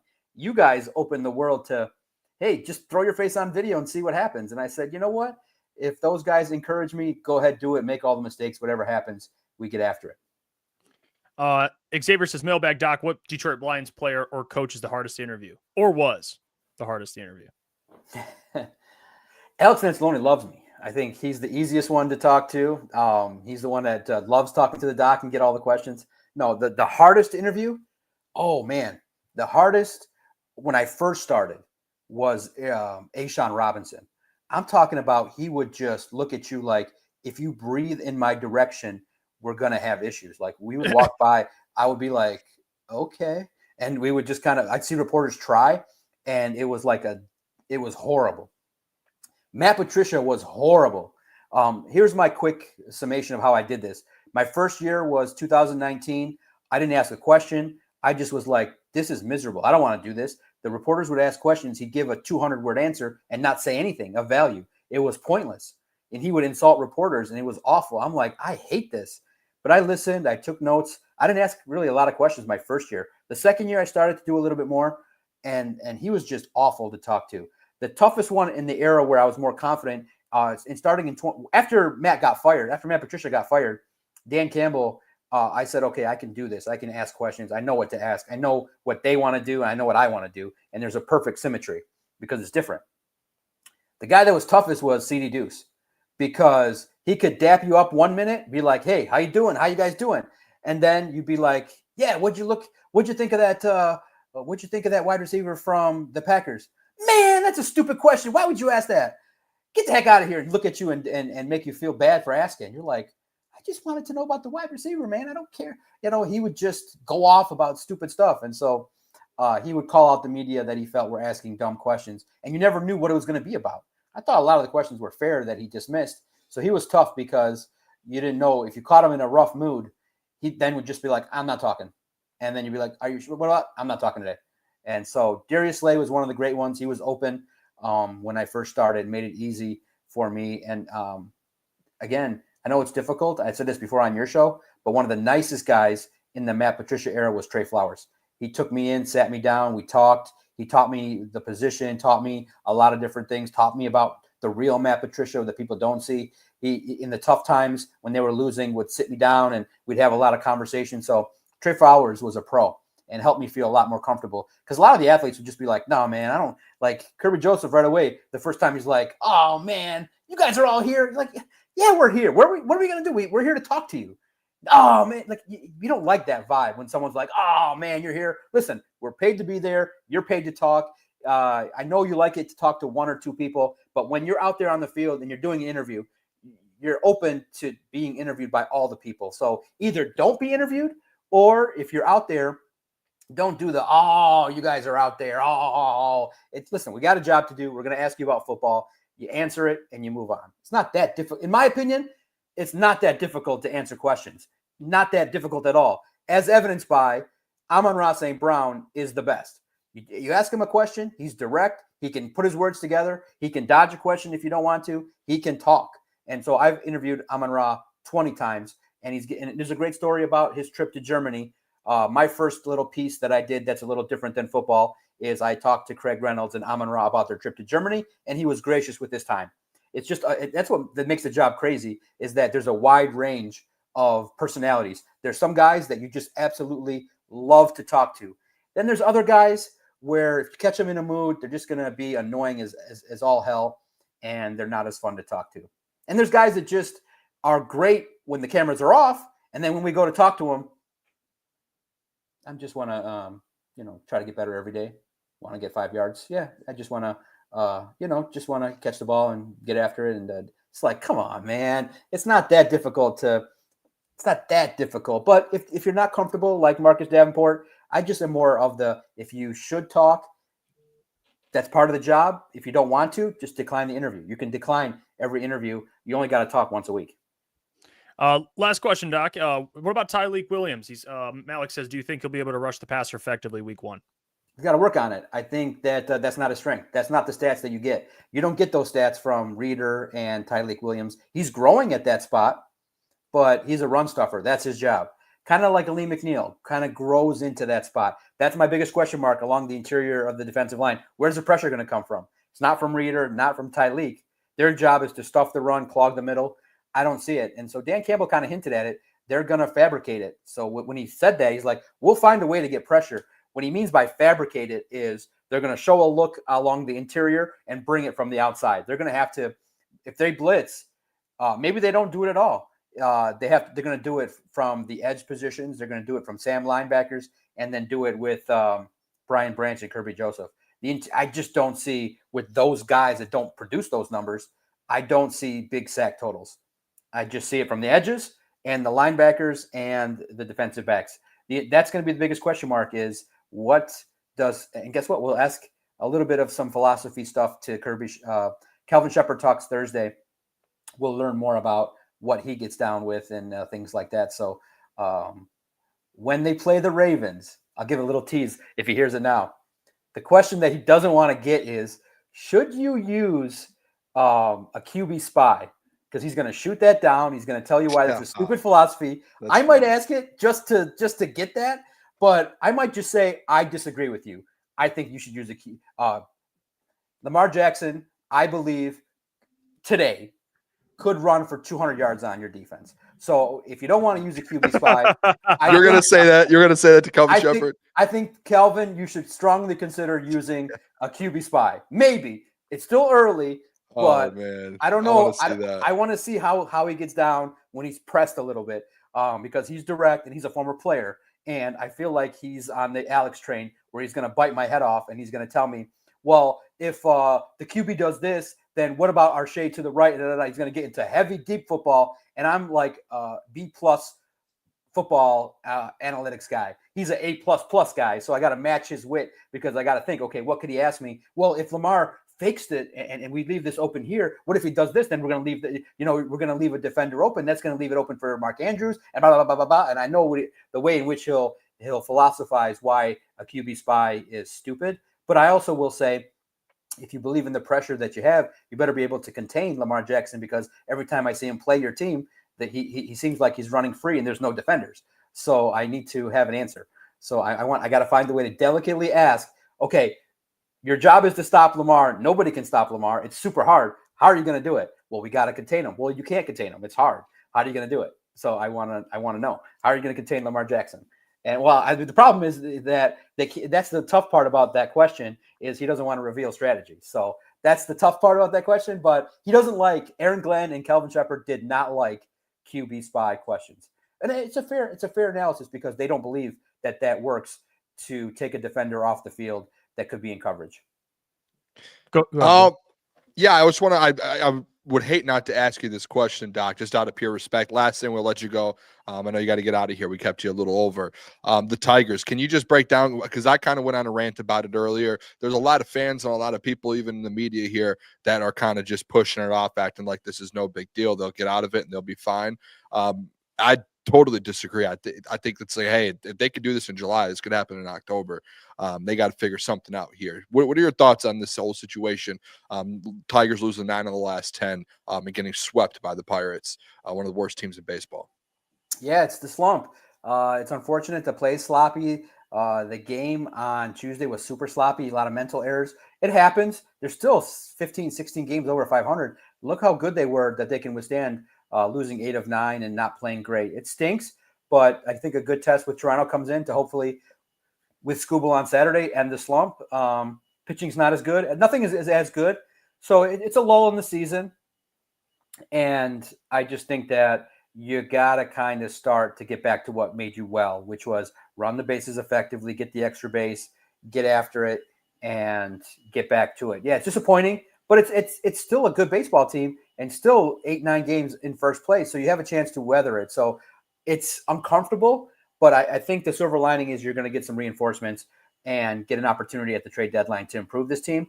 I still think once they get it back rolling, this is a lull. This is one of those moments after the break that kind of mentally is challenging. They'll get over it. They have enough talent. They have a great manager. It's just weather the storm. They're not playing great baseball, but they just got to chip away at getting back at what they do well. They will turn it around. I don't think this derails their season. They're still playing great baseball. You get Skubal on the mound Saturday. Just get the split with Toronto and get after it. And I like your guy in the chat, Craig. He's exactly right. He's the exact defense of what Calvin Shepard would say. Who would you spy on Lamar Jackson?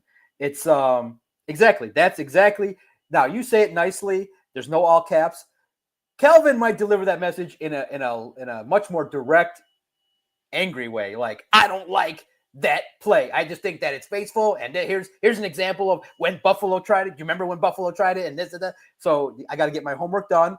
I got to fight.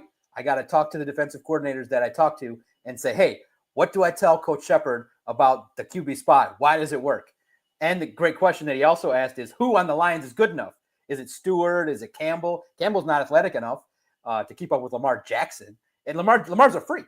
So I got to come up with the right answer. I got to dig into the film and say, which linebacker? It's not going to be Derek Barnes. Yeah, who are you going to spy? That's a great question. So that's why the argument is made not to do it. But I got to make the argument for it so we can have the good football debate because it hasn't worked before. So I can't wait. I can't wait to see how the Lions. I can't wait for week 3. I can't wait for the season. It's been a fun show. And listen, guys, no, I'm never. There's no keeping me too long. I botched the way I came in here, so I apologize humbly. For No. that. I still, and the best part, what's confusing is I have no clue what's going on. I push the button. I probably feel like it's the settings in this thing that I'm just like totally tired doing. But listen, I apologize humbly. At least I know that I can get on the air like this. And I got to figure out that it doesn't happen again. I'm only allowed one botch in training camp. That's my false start. And thank you guys. I think, I don't ask a lot, but I think you guys like the coverage that I bring. I feel like I'm in the mix of bringing information that I see on the field as directly as possible. My observations are direct. I feel like if my only job is to put the viewer in the spot that I'm in, I feel like I do that. That's why I'm going to go live more. That's why I reach out to you guys and share like, hey, this is what's going on, because I'm privileged to stand there and watch. And I know that others don't get that opportunity. And all I want to do is humbly share what I believe in my opinions and have these conversations and be accepted. And to be accepted in a lot of different spots is fun. And you guys have seemed to like it. And I feel like this football season is going to be great. It's going to be a big year, guys. Big year. Again, I think that the fan base is ready for the next gut punch, which is the Super Bowl loss. But let's talk about the outcome later. Let's get to the Super Bowl, damn it. Let's get there. Let's get there. In there. We appreciate the hell out of you, Doc. You can check out more of Doc's stuff, obviously, Detroit Lions on SI at Detroit Podcast. Doc, we'll talk to you next week, my friend. Keep up the great work. You guys too. Thank you. There you go. DOC. Always appreciate it, Doc. Here. He's a real one. We love him. He is the absolute man, dude. Shout out what to a Doc. show. Great show today. Everyone in the chat, much love as always. Get your merchandise, FisherCitySports.com. hit the subscribe button. Make sure you turn on the notification bell too, because with Doc, we're covering training camp. I think we have, honestly, and I'll say this, we don't brag too much. I think our training camp coverage has been elite, honestly, across all social media platforms, including YouTube. We're on top of everything when it happens. So turn the notification bell on, you get alerted. Hey, shout out to the Doc. This guy went through like every single He's nailed everything. audio issue, and then He's just nailed it. I mean, this guy is dominating. I love the Doc, man, and it's exciting. He did say Booner's texting me all day. I text the Doc. He's at camp. We're not credentialed or anything. It's we need eyes and ears on the ground in there. I swear the Doc, I can ask him anything and he will tell us anything. It's one of the he's amazing. It's like we have access to training camp because he looks out for the fellas, and shout out to him for even giving us that access and telling us stuff. He tells us stuff off the record to where it's like, okay, and it helps us out in our kind of side of things. So he's a legend, man. We'll be back tomorrow, 8 p.m. Be there. Much love. Love you guys.